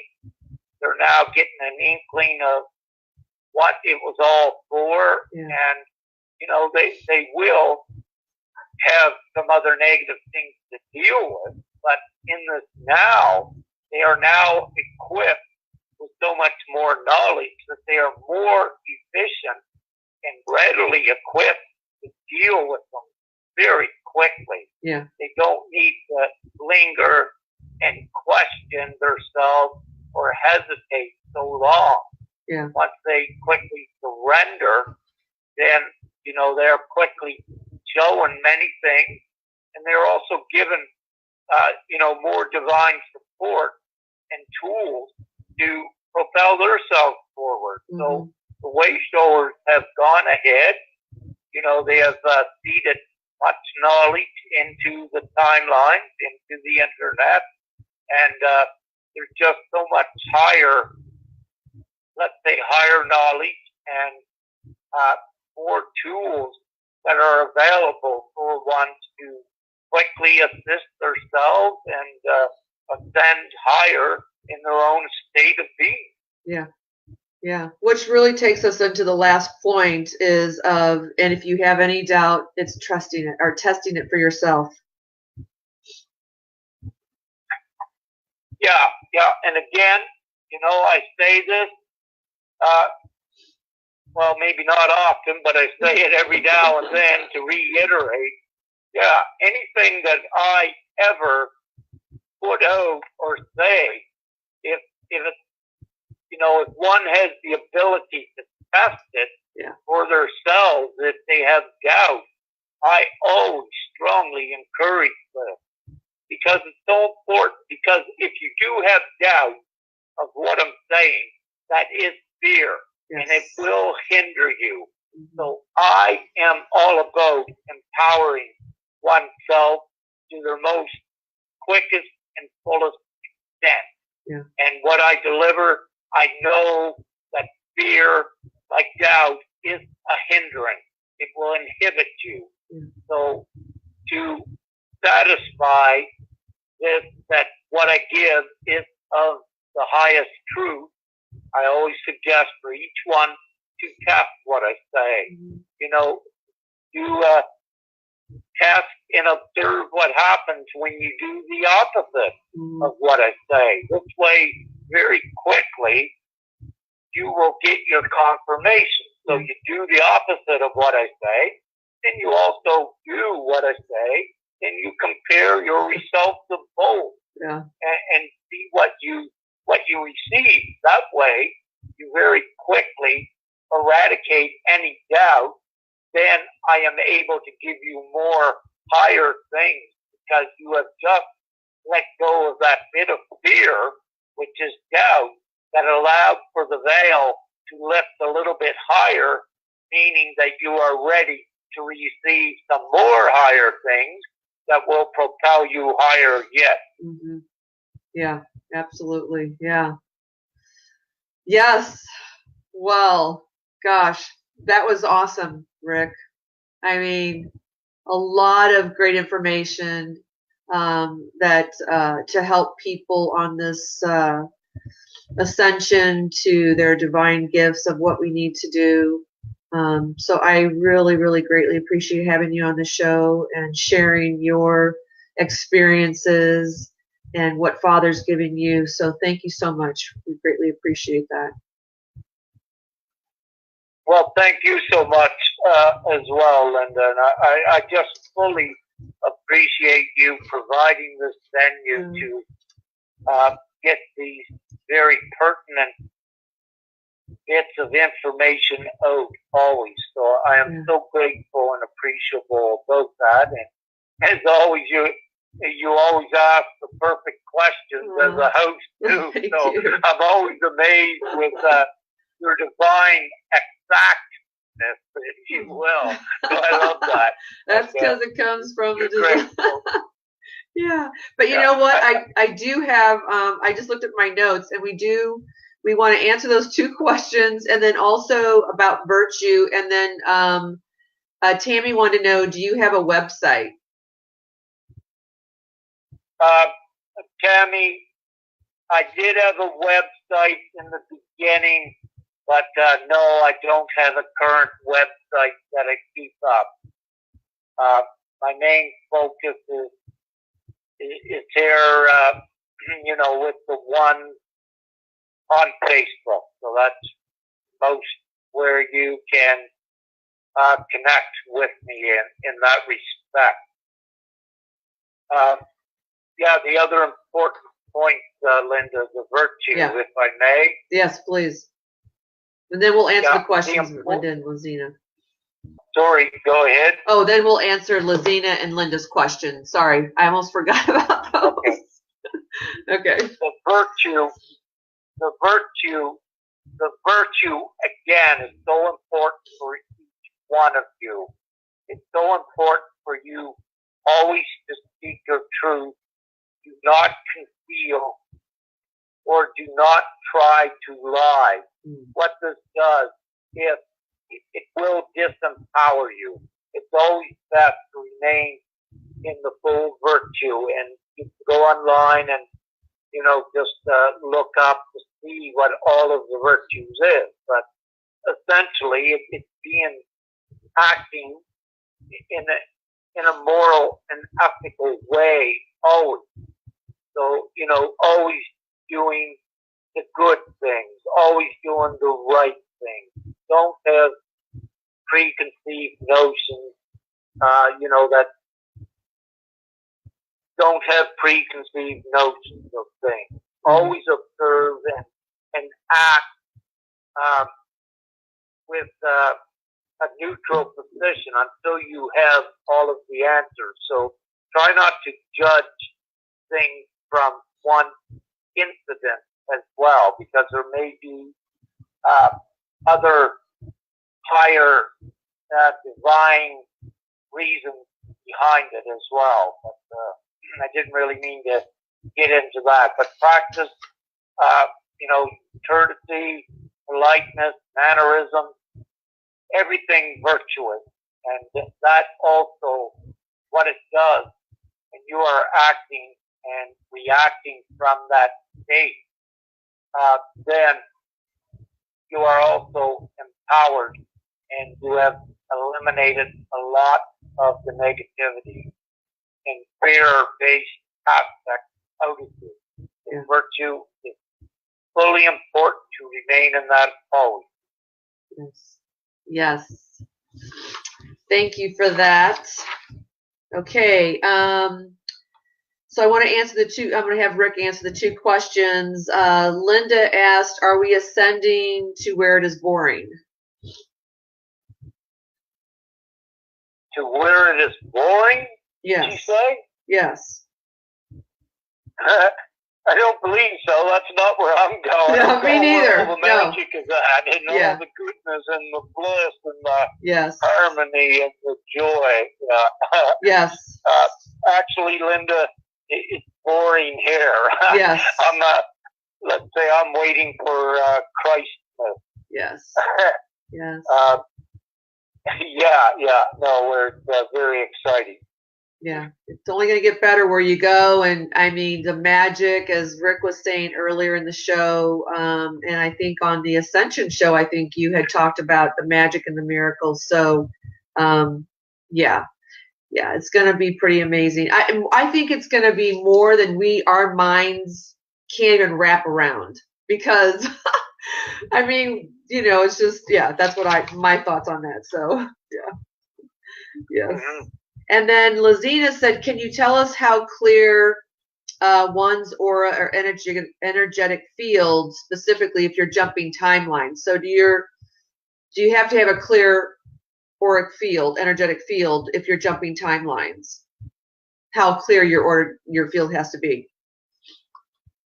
Yeah, essentially it should be for you to intentionally jump timeline. Yes, it needs to be clear. Now, you will also, that's to jump more noticeable timeline. What's happening now is many of you are jumping timelines because you're existing in a duality where you are on a 5D timeline and you're on a 4D timeline. Yeah. Now, when you go up to your 5D timeline, that's essentially when you have cleared your field, that you raise up to that 5D timeline. While you're there, you get charged with the higher 5D energy, which produces synchronistic events, profound experiences, and it raises your vibration. But then, again, for the angelic, you are then subjected back down to the 4D timeline to clear negativity and things and use your prowess. So at that time, when you're down there, yes, your field, you are a pain taker. You are like the Christ in this respect. So that means you take pain, which has an actual form of negativity. And when some of you take that within you, you do not rise back up, essentially, to the 5D until you cleanse your field. Yes. And if you don't cleanse your field, what you will find is that you will perhaps stay on the lower density timeline where things will be uncomfortable for you. You may see some negative things because your field has a negative charge in there, and it will attract, but it will attract more amplified than ever before because your overall energetic field is in its intensity amplified more than any time in the past. So, for example, if you don't cleanse your energetic field while exiting and lifting yourself up from 4D, you don't really come up out of 4D. You remain at the upper echelon at the threshold, and if you don't cleanse your field, you attract negativity manyfold until you cleanse it. That resonates and answers what you would ask. Yes, it does. Well, awesome. Well, that pretty much ends the rest of the show, and so now